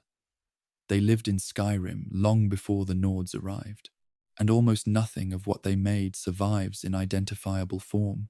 The Dwemer ruins, where Snow Elves lived and worked for generations, contain Dwemer construction, Dwemer text, Dwemer machinery. The Snow Elves who inhabited those spaces left almost no trace of their own presence, no carvings in their own style, no writing in their own language, no objects that can be clearly identified as Snow Elf, in origin rather than Dwemer. A people who lived somewhere for generations usually mark the place. The Snow Elves either could not or were not permitted to. The ruins remember the Dwemer. The Snow Elves who walked those same halls are simply absent from the record. What remains inside a Falmer is a question the game raises and does not answer. The Falmer were Snow Elves. The Dwemer fed them toxic fungi that took their sight and, over generations, reduced them to the creatures found in Skyrim's ruins today. The transformation was not instantaneous. It was slow, deliberate. It passed through generations of Snow Elves, who were conscious during the process, who could feel themselves and their children changing. Whether any fragment of that original awareness persists in a modern Falmer, whether something behind the aggression still carries a shape of what it once was, is not addressed by any in-game source. The Falmer do not speak, they do not stop, they give no indication of memory, but the absence of evidence is not the same as its opposite. Something went into the Dwemer ruins as Snow Elves. What came out is harder to name. Knight Paladin Gelibor waited in the Forgotten Vale for thousands of years. He tended the way shrines. He maintained the rituals. He kept the faith of Auriel alive in a sealed valley, with no congregation and no confirmation that the faith was being received by anyone. He did not corrupt. He did not lose his mind. He remained, by every indication, what he always was, a devoted Snow Elf priest, doing his duty in complete isolation for longer than most civilizations last. Why the Vale preserved him when everything outside it was lost is not explained by any text in the game. Auriel's power radiates through the shrine. That much is clear. Whether the god actively maintained Gelibor, or whether the Vale's isolation simply prevented the corruption that touched every other Snow Elf, is a distinction the game does not make. He is there. He endured. The how of it stays with the shrine. The light in the Vale falls differently than it does anywhere else in Skyrim. It has always been that way. Aelid ruins should not exist in Skyrim. The Aelids, the Wild Elves, built their civilization in Cyrodiil. Their ruins are found throughout that province in significant numbers. Some scholars in Elder Scrolls lore have claimed to find Aelid construction in Skyrim, in locations that cannot be explained by trade or migration patterns. The Aelids and the Nords were not close neighbors. Aelid culture did not extend north in any documented form, and yet the claims persist. Travelers, researchers, occasional accounts that describe stonework in a style that does not match any known Skyrim architecture.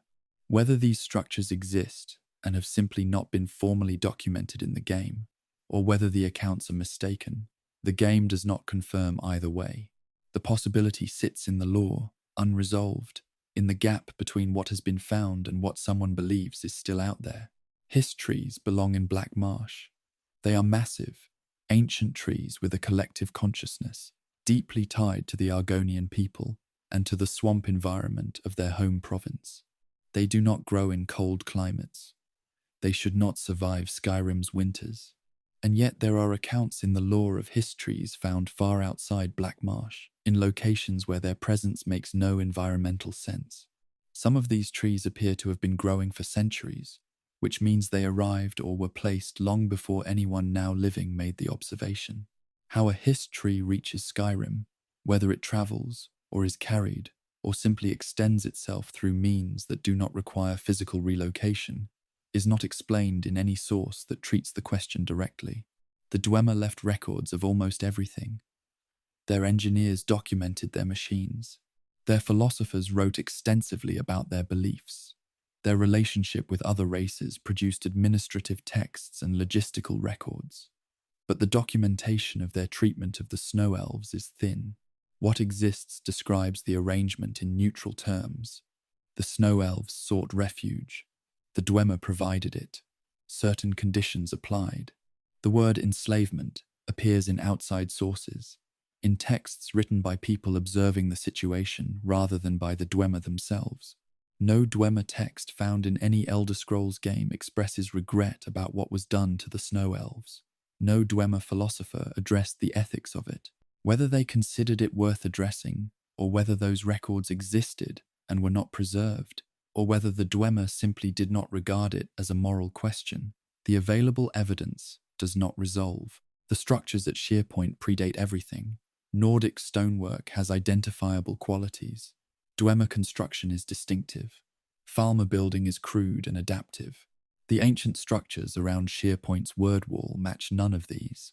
They are older than the Nordic settlement of Skyrim, older than the Dwemer presence in the region, built in a style that no archaeologist in the game's world has publicly assigned to any known people. They surround the word wall as if they were placed to honor it or protect it. Whatever civilization built them considered that wall important enough to construct around it. Their name has not survived. Their purpose has not been documented. The structures stand in the mountain wind and hold their information close. The Akaviri invaded Skyrim. They came from the continent of Akavir, crossed the sea, and fought their way through the province before being defeated. The historical record of the invasion is reasonably clear. What is not clear is what happened to the Akaviri afterward. Some integrated into imperial culture, but the broader population, the warriors, the civilians who may have accompanied the military force, the cultural infrastructure of an invading civilization simply stops appearing in the records after the defeat. No accounts describe their departure. No texts document a mass return to Akavir. They arrived, they fought, they lost, and then the lore stops tracking them with the same attention it gave to their approach. Where they went is a question the records close before answering. The Reachmen were in the Reach before the Nords. That is not a contested fact. It is supported by the archaeological layers of the region, the structures the Reachmen built, the stone circles, the old shrines, the forsworn camps that follow lines of ancient habitation. They predate Nordic settlement. The Nords arrived, displaced them, and then wrote the history of the Reach as if it had always been Nordic territory. The Forsworn do not dispute the archaeology. They live in it. They maintain connections to a way of being in that land that is genuinely older than the civilization that currently governs it. Both the Empire and the Stormcloaks treat their claim as a nuisance. The stones in the ground have a different opinion. Yagrum Bagan does not want to understand what happened. That is the impression the game creates through his behavior. He is the last Dwemer. He is intelligent, communicative, and clearly capable of sustained thought despite his condition. If anyone could investigate the disappearance of his people, it is him. He has had decades. He has had access to scholars and texts and the accumulated knowledge of Telfir. He does not investigate. He does not press. He answers questions that are put to him and does not generate his own. Some players believe he already has an answer, that something he knows, or something he was present for at the edges of the event, told him enough that pursuit is pointless. He does not say so. He helps where he can and asks nothing back. That particular silence is the one that stays longest. When a civilization disappears, the buildings remain for a while. The books last longer if someone preserves them, but the way a people moved through the world, the specific angle at which they looked at stars, the particular way they said the name of someone they loved, the sound of their language in an ordinary conversation that does not survive in stone or text. The snow elves are gone, the Dwemer are gone, the Akaviri have dispersed, the Reachmen are diminished. What each of them carried that cannot be recorded is simply absent now. The ruins are what remained after everything personal was lost. They are the part that was hardest to take with you. The wind moves through those ruins in its own way. It does not grieve, but it does not stop either. Magic in Skyrim has rules, schools, costs, limitations, requirements. The College of Winterhold teaches it systematically, and yet there are places in Skyrim where magic does things that no rule in the college's library accounts for. Places where something is happening that the people who study these things have never formally addressed. Wild magic occurs without a caster. It is not a spell gone wrong. It is not a residue of enchantment. It is spontaneous magical activity effects happening in locations where no person or artifact is producing them, following no pattern that allows prediction. The phenomenon is known in the lore. It is mentioned in passing in several Elder Scrolls games as something magic practitioners are aware of. And the College of Winterhold, the foremost institution of magical study in Skyrim, has produced no documented research on it, no thesis, no field study, no recorded attempt to observe and categorize it. An institution devoted to understanding magic, in a province where magic behaves unexpectedly in multiple known locations, has apparently decided this particular subject does not require formal investigation. That decision is not explained anywhere in the college's available texts. The standing stones grant powers. There are 13 of them across Skyrim, each tied to a sign of the heavens, each offering a specific magical ability to the person who activates it. Most of them are placed in locations that make no obvious sense, not near ancient roads, not near settlements, not at sites with any other known historical significance. Some players have looked for ley lines, for geometric patterns between the stones, for any organizing principle that would explain why each stone is where it is. Nothing consistent emerges. The stones seem to have been placed independently, by different hands, or at different times, without a coordinating design. Who placed them, and why these specific locations rather than any other, the game does not document. The stones stand in the open air. Wind moves around them the same way it moves around everything else. They do not seem to notice. The Atronach Forge predates the college. That much appears clear from the architectural difference between the midden and the structure above it. The College of Winterhold does not know who built the forge. No founding document for the college mentions it. No early history of the institution describes discovering it, already present when the college was established. It is simply in the basement, functional, older than the building it sits beneath, built by someone whose name did not make it into any record the college currently holds. An institution with a strong interest in understanding magical artifacts is housing one of unknown age and origin in its own foundation, and has apparently made peace with not knowing what it is. The Eye of Magnus is described in the game as a source of enormous magical power, something ancient that needed to be contained. But the specific nature of what it is, beneath the functional description, is not addressed clearly. It is not a Daedric artifact. It is not a Dwemer creation. It predates the categories that normally organize powerful objects in Elder Scrolls lore. Some players believe it is a remnant of the god Magnus himself, a fragment left behind when Magnus departed from Nirn before the world was fully formed. Magnus made a hole in the sky when he left, through which magic flows into the world. If part of him remained, it might look like an eye. The game does not confirm this.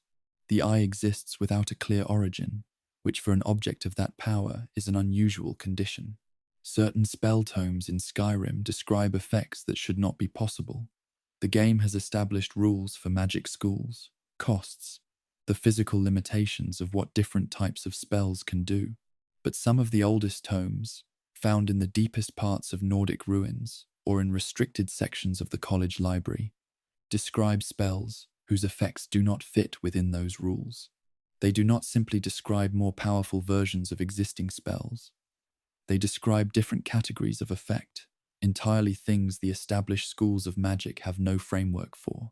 Whether these spells once worked and no longer do, or whether the tomes are documenting something theoretical that was never achieved, or whether the rules of magic were different in earlier eras, the game does not say. The Psijic Order is older than the Mages Guild. They operate from the island of Artaeum, which can disappear from the physical world entirely and reappear elsewhere. Their members can appear in one location and vanish from it without traveling the space between. They can freeze time, stop a moment, and hold it still for everyone except themselves. Their organization predates most of the formal magical institutions of Tamriel, and yet there is almost no documentation of them from outside their own order. No Imperial survey has catalogued their membership or their methods. No Mages Guild record describes meaningful contact with them. They are acknowledged.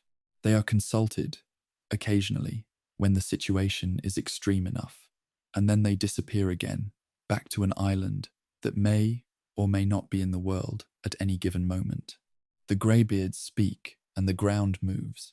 That is not a description of impressive magic. It is a literal account of what happens when the senior members of the Greybeards use their full voice, earthquakes, structural damage, effects that extend beyond what any Thuum user in the game's history is described as capable of producing through normal mastery of the voice. The Dragonborn shouts. The shouts are powerful. Paarthurnax shouts. He is formidable. But the Greybeards at full voice are described as operating at a level that should require an explanation the game does not fully provide. Something has happened to them over their centuries on the mountain that goes beyond skill. What that is, whether the mountain itself contributes, whether something changed in them through proximity to the summit, the game leaves unaddressed. The Augur of Dunlane became something, a student, a mage, someone who studied until the studying changed what he was made of. Now he exists as magica as the energy itself, given the shape of a voice and a presence. He advises people, he knows things. Whether knowing things feels like anything to him, from the inside, is not a question any character in the game puts to him directly. He speaks in the present tense. He uses the word I. Whether that I refers to something continuous, something that experiences the passage of time, that remembers being a student, that has something it could call a feeling, or whether it is simply the grammatical habit of a consciousness that no longer needs consciousness to function, is not resolvable from what the game provides. The room where the Augur lives is dark and still. The glow of him is the only light. The Mages Guild in Cyrodiil collapsed at the end of the Oblivion Crisis and was replaced by the College of Whispers and the Synod. Two major magical institutions, replacing one in the aftermath of the most significant magical catastrophe in Tamrielic history. In Skyrim, the College of Winterhold continued without apparent disruption. No text describes the College of Winterhold changing its practices in response to the guild's dissolution. No record shows contact with the replacement institutions. The college operates as if the Mages Guild's fate was a regional matter that did not apply to it. Whether the college was genuinely independent enough that the guild's collapse did not affect it, or whether the relationship between them was always more distant than assumed, the available records do not clarify. Certain ruins in Skyrim have magical fields with no source. Not an enchanted item generating an aura, not a ward spell someone cast, not a residue of a specific historical event documented in a nearby text. Simply a location where magic behaves differently, where the air has a charge, where effects occur that are not explainable by what is physically present.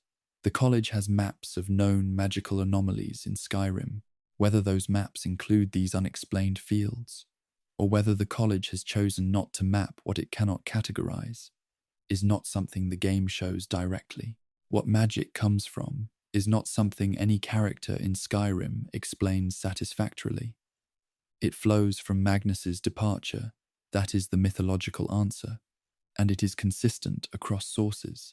But that explains the mechanism, not the origin. Magnus left. The hole he made lets magic in.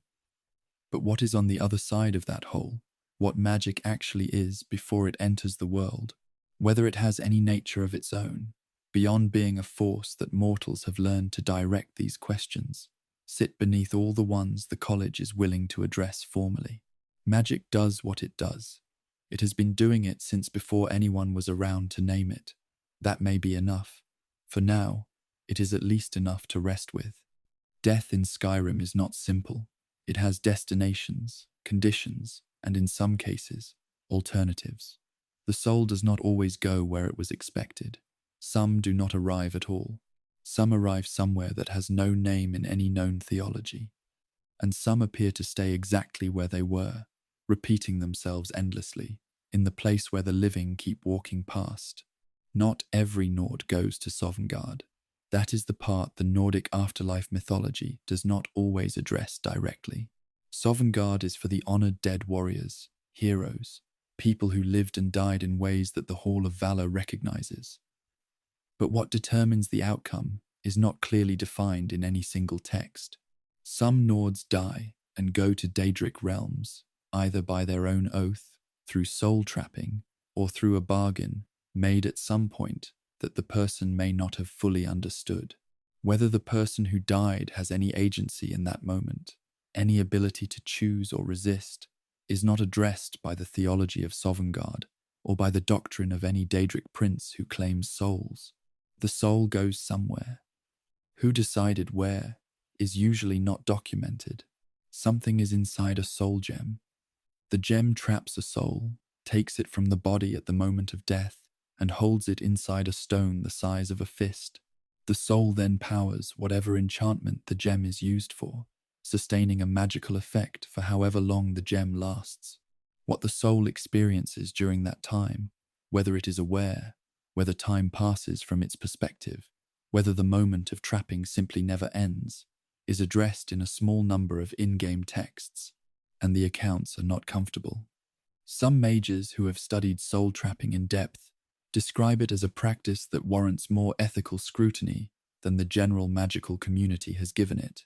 The college teaches soul gem use as standard magical practice. The deeper literature suggests the subject deserves a longer look. Some people come back from near death with memories of a place that does not match any known afterlife. Not Sovngarde, no Mead Hall, no Tsoon, no Shore's presence. Not any described Daedric realm. Something quieter. A place with no specific architecture, no clear inhabitants, no narrative. Just a sense of space and a quality of light that the people who returned cannot find words for afterward. Skyrim's healers have recorded these accounts in passing, in notes that were clearly not intended to be taken as theological evidence. The accounts are consistent enough in their inconsistency. Each person describes something slightly different, but all of them describe something that the healers noted it. What that place is, or whether it is one place or many, no healer's record attempts to conclude. The fire in a healer's hall burns low and steady. The accounts sit in the record and do not explain themselves. Tsoon stands at the border of Sovngarde. He is the guardian of the Whalebone Bridge, the crossing point between the mortal approach and the Hall of Valor itself. He tests those who arrive. He fights them, briefly, to determine whether they are worthy of passage. The criteria for that determination are not formally listed anywhere. He uses his own judgment. Some souls apparently do not attempt the crossing. They are simply present in Sovngarde, in a more general sense, in the space before the bridge. What Soon thinks about, in the long periods between arrivals, and whether he has opinions about the souls he has turned away over the millennia, the game does not explore. He stands at the bridge. He waits. He has been waiting for a very long time. Dragon souls go somewhere when the Dragonborn absorbs them. The body of the dragon burns. The soul lifts from the remains and moves toward the Dragonborn, and she takes it in. What happens to it after that is not described in any text that is specific about the experience from the dragon's perspective. The Dragonborn can use the soul to unlock words of power. That is the functional description. Whether the dragon, a being that is also a soul, that existed for potentially thousands of years, that had a name and a history and a place in the world, retains any form of experience inside the Dragonborn after absorption, or whether it simply becomes potential, becomes fuel, is not something any character in the main quest raises as a concern worth examining. Some ghosts in Skyrim repeat the same moment forever. They move through the same action, speak the same words, turn at the same point, and begin again. They cannot be interrupted. They cannot be spoken to. They are not aware of anything outside the loop they occupy. Other ghosts in Skyrim are fully present. They answer questions. They remember their lives. They express things that sound like opinion and feeling. What determines which kind of ghost a person becomes appears to have nothing to do with how they died. Violent deaths produce both types. Peaceful ones produce both types. The factor that makes a ghost a loop rather than a presence has not been identified in any in-game text. Soul trapping is taught in the college as part of the conjuration school. It is in the curriculum. It is presented as a neutral tool, morally comparable to any other form of energy management. But older texts in the college library and in certain Nordic ruins describe it differently. Mages who spent significant time studying the practice in depth, not using it, studying it, wrote about what they concluded in terms that are notably careful. The word wrong appears in some accounts, not as a formal ethical ruling, just as a word a thoughtful person used after looking closely at something for long enough. The college does not include those texts in its standard curriculum. The ideal masters are the rulers of the soul cairn. The soul cairn is the realm where souls trapped in soul gems end up when the gem is used or discarded, a grey, flat, endless space filled with the residue of captured souls. The ideal masters are described in available lore as beings who were once mortal mages, specifically who sought to extend their lives and their power by becoming something other than what they were. The process worked. They are still there. They have been there for a very long time, ruling a realm of trapped souls in a grey place with no exit. Whether they consider the outcome a success is not something they have communicated to anyone who then wrote it down. Vampire lords exist between categories. They are not fully alive by mortal standards. They are not dead in the way a Draugr is dead. They are not ghosts. They feed on living blood, which sustains something, call it life, call it function, in bodies that by most biological definitions should not be functioning. The afterlife theology of Skyrim does not have a clear place for what happens to a vampire lord when they are finally ended. Sovngarde requires an honourable life and a real death. Daedric realms require a claim or a contract. The soul cairn might take them, or might not. The conditions for the soul cairn are themselves not fully defined. Vampires fall between the categories, in the space that theology did not think to fill. Alduin devoured souls in Sovngarde. He did it for a reason: to grow stronger before his final confrontation, to deny the Dragonborn allies, to consume power that had been accumulating in the Hall of Valor since the beginning of Nordic history. Whether the souls he devoured were permanently destroyed, ended completely, unmade, or stored somewhere inside him, is a question the game does not resolve after his defeat. When Alduin dies, does something release? The game does not show it. The Dragonborn absorbs his soul. which is its own unusual situation. Whatever was inside Alduin when he died, including whatever he had eaten, went somewhere. The destination is not described. The first person to die in Tamriel did not know what was happening. There was no theology yet, no map of what came next, no account from anyone who had gone before. They simply stopped, and then whatever comes after stopping happened to them, for the first time, in a world that had not yet thought to wonder about it. Everything that Skyrim's religions and afterlife theories and soul-trapping practices rest on began with that moment. A moment that was completely unwitnessed, completely unrecorded, and which contained more information about what the world actually is than anything that came after it. The fire burns low now. The night is very quiet. Whatever is on the other side of sleep, you have been going there your whole life. You know the way. Some of Skyrim's most important characters have gaps in their histories that the game never fills. They arrive with purpose and capability, and the look of people who have been through a great deal. What they went through, and when, and who they were before the story needed them, that part stays quiet. Miraak survived Apocrypha for thousands of years. That requires more explanation than the game provides. Apocrypha is Hermaeus Mora's realm, an endless library of dark water and floating pages, where the air itself carries the weight of accumulated knowledge. It is not a place designed for mortal comfort.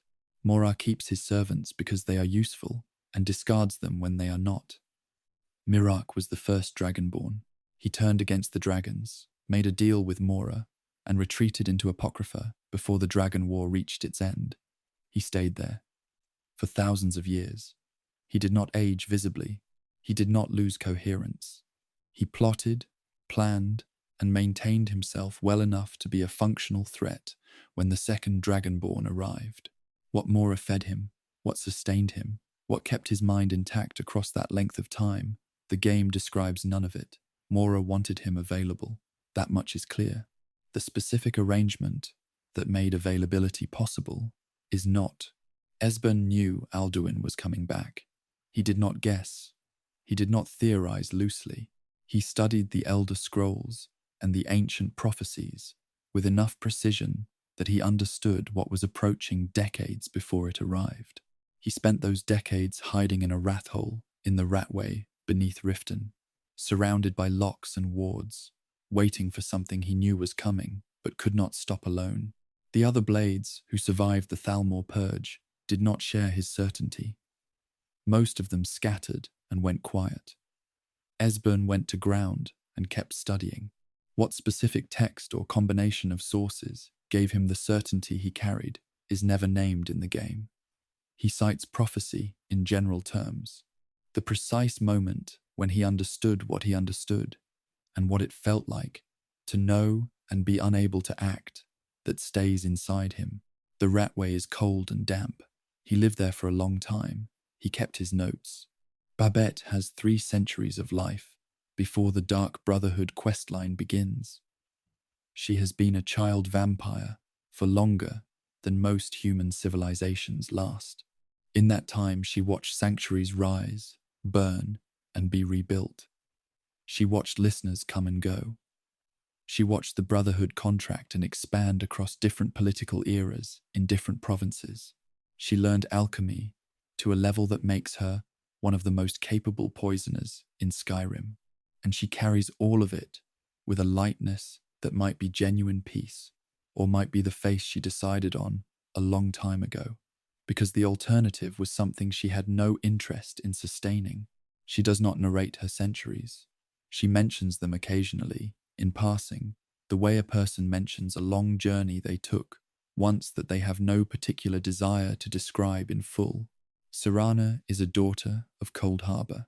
That title describes a specific ritual, an offering made to Molag Bal, the Daedric Prince of Domination, in exchange for a particular kind of vampirism that goes beyond the common infection.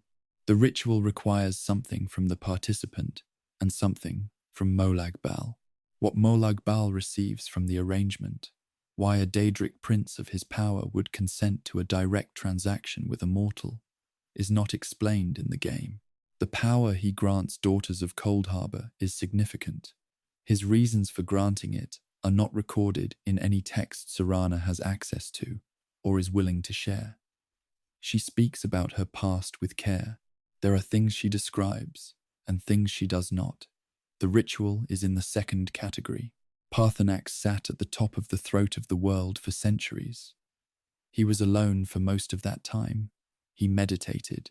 He tried to overcome the nature, Akatosh, built into dragons, the desire to dominate, to consume, to be the strongest thing in the sky. He did this without company, without confirmation that it was working, without anyone to tell him he was making progress. What he thought about, in the long stretches between visitors, is not something the game documents. He had his failures to sit with. He had the wind. He had the view from the highest point in Skyrim, which, on a clear day, covers an enormous amount of land that he had, in an earlier part of his life, done terrible things to. He chose to look at it anyway, every day, for centuries. That was the practice. Delphine survived because the Thalmor did not find her. That sounds simple. It is not. The Thalmor hunted the blades systematically.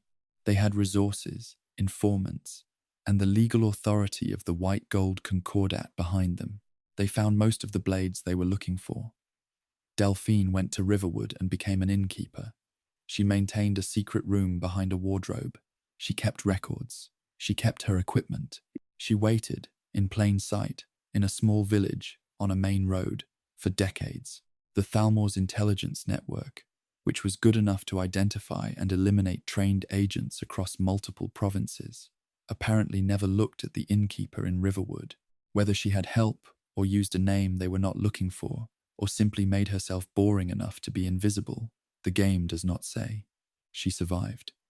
The method is her own. The Greybeards have been on the mountain for a very long time. The senior members, Arngeir, Borri, Einarth, Wulfgar, are old men by appearance. But age and the Thuum interact in ways that are not fully explained.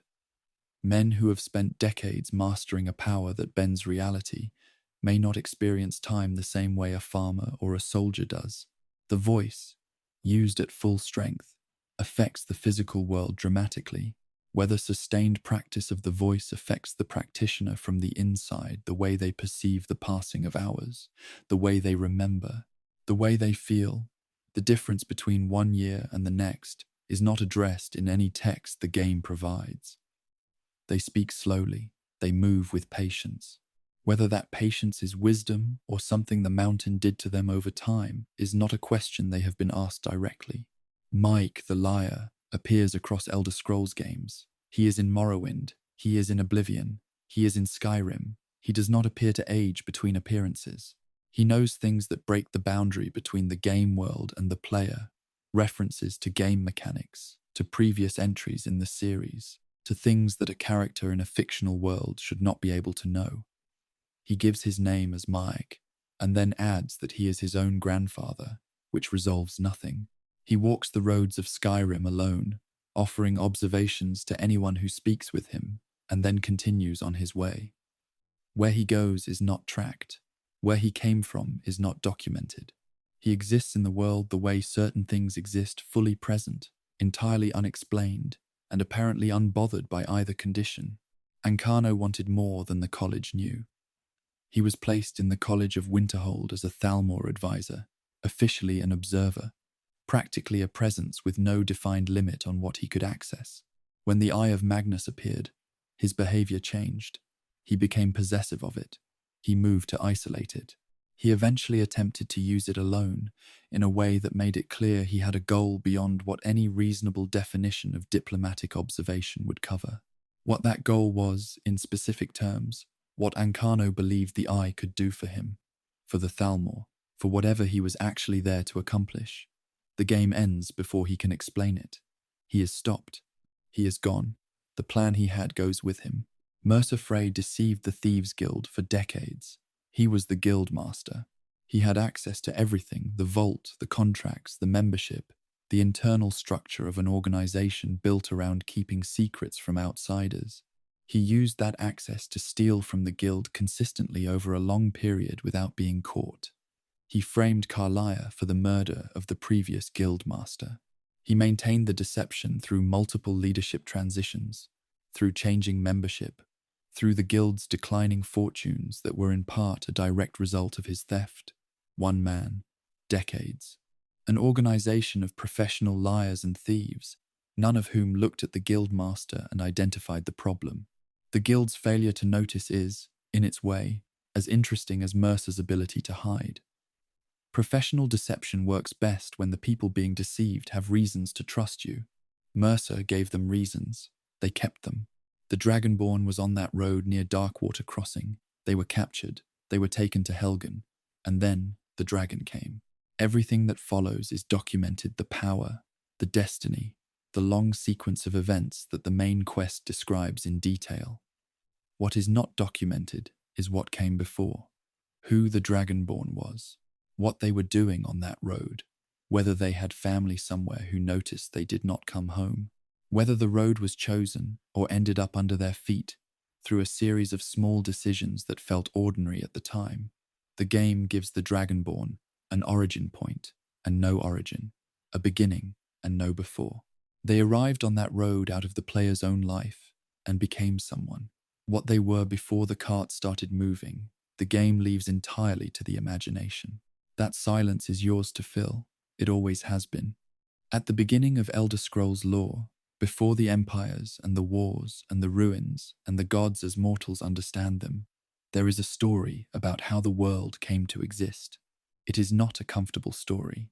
It involves a trick, a sacrifice, and a disagreement about what was actually built.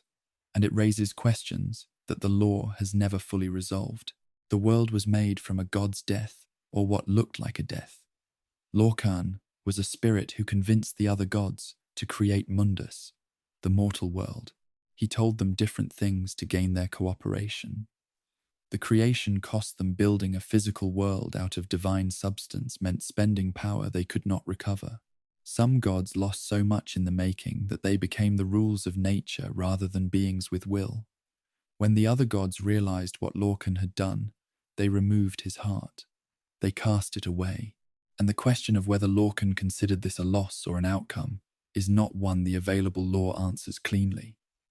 He is described by different cultures as a villain, a hero, and something in between. The world exists. He does not, in any form anyone can agree on. Whether that was the plan is the part that stays unresolved. Every culture in Tamriel remembers the creation differently. The Nords say Alduin was supposed to eat the world at its end, and he refused, which is why time continues. The elves remember the creation as a tragedy, a fall from a divine state into the limited mortal condition. The Argonians have an account through the Hist that describes events predating everything else. The Khajiit have their own origin story, involving moons and a darkness that has no equivalent in any other tradition. These accounts are not reconcilable with each other by conventional logic. They describe different events, different actors, different outcomes. Some Elder Scrolls scholars believe all of them are true, that the nature of the Dawn era, before time stabilized, allows contradictory things to have happened simultaneously.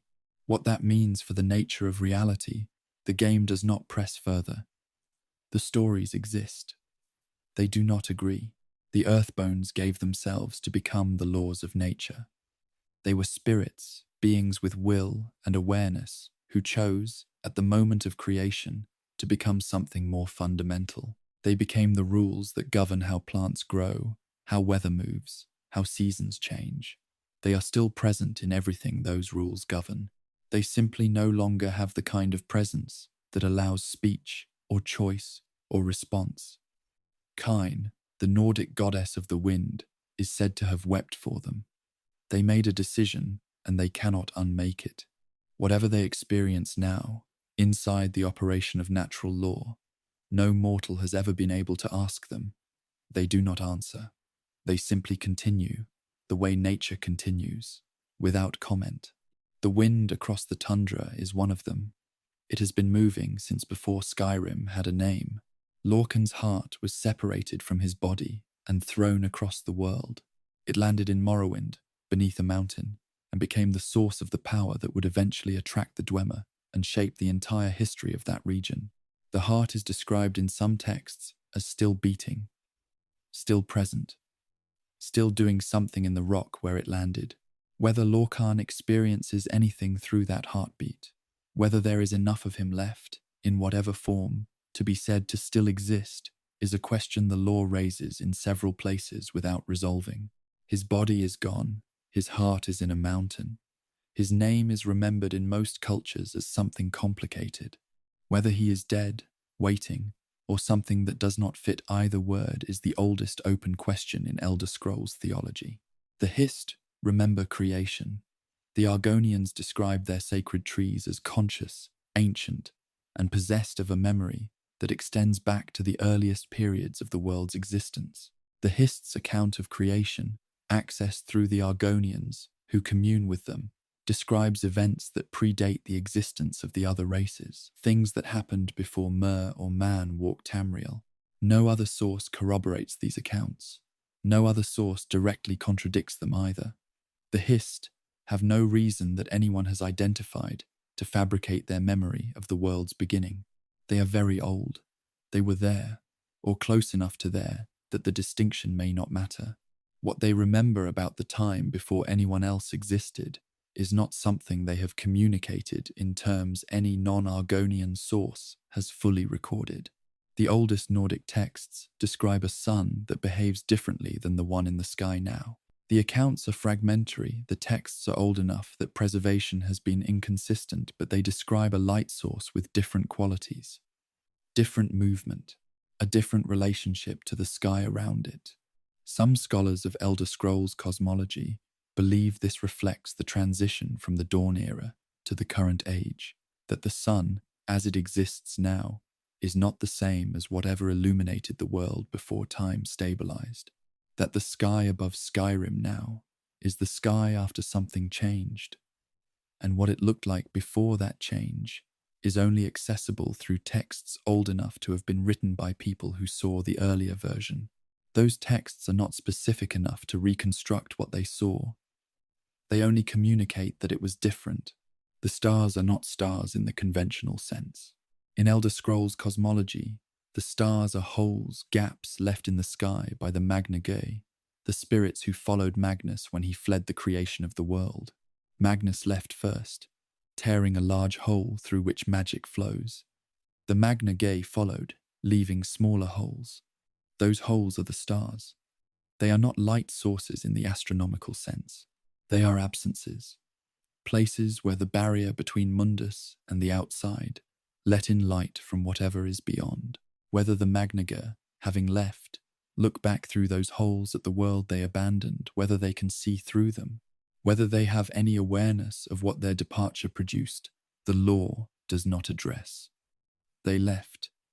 The holes remain. Something comes through them every night.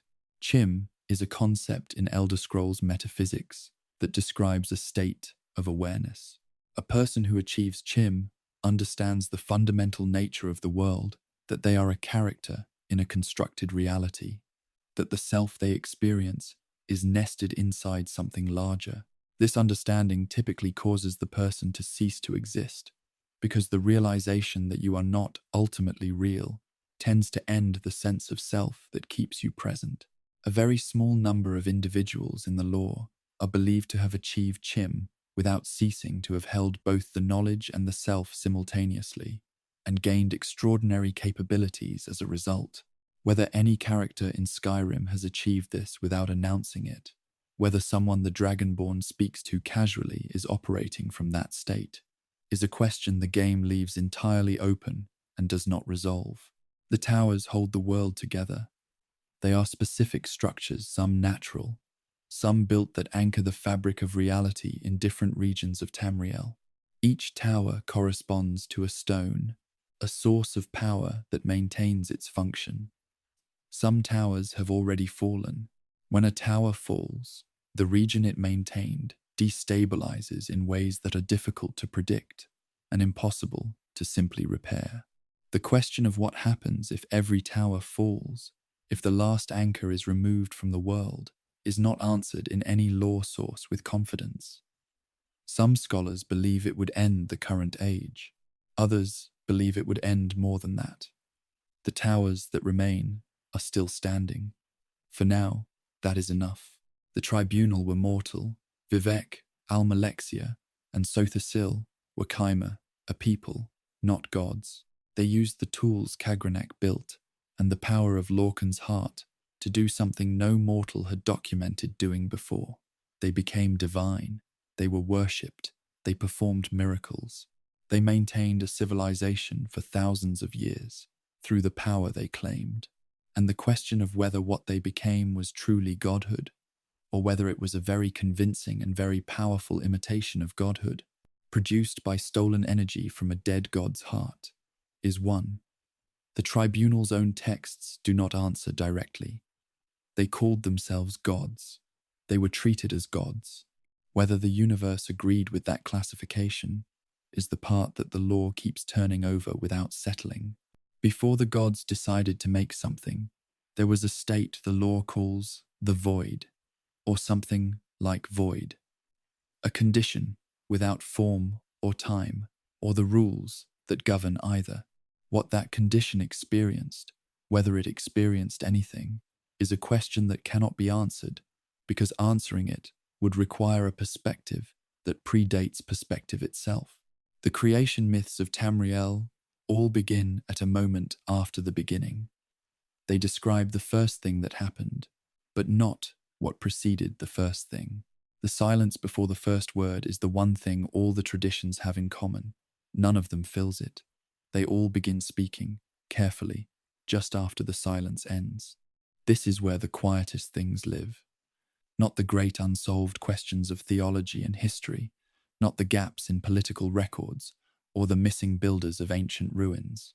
Just the small, soft, unanswerable things, the ones that do not need resolving, that are content to simply exist in the edges of the world, in the dark between the fires and the snow. The aurora above Skyrim moves. That is ordinary. The northern lights shift and change with the conditions of the night sky. But some players have noticed that the aurora's position appears to follow the dragonborn between holds, that it is present in specific ways when the dragonborn is present, and that its behavior does not always match the fixed astronomical logic the game otherwise applies to its sky. No in-game source explains this. No character comments on it. The aurora simply moves in ways that feel, to careful observers, like attention, like something very large and very far away, noticing where you are. The greybeards chose their path. That matters. They were not born on the mountain. They were not placed there. Each of them, at some point in an earlier life, made a decision to go to High Hrothgar, to study the voice, to take the oaths that required silence. They had lives before that, families, perhaps, or homes, or things they cared about in the way people care about ordinary things before a larger purpose appears. Whether they miss those things is not something the game explores. They maintain a stillness that reads as peace. Whether peace and missing something can occupy the same person at the same time, without contradiction, is not a question the greybeards are likely to answer. They have made their choice. They keep it without complaint. Some flowers in Skyrim bloom only at night. They have no alchemical properties listed in any book. They do not appear in the college's botanical records.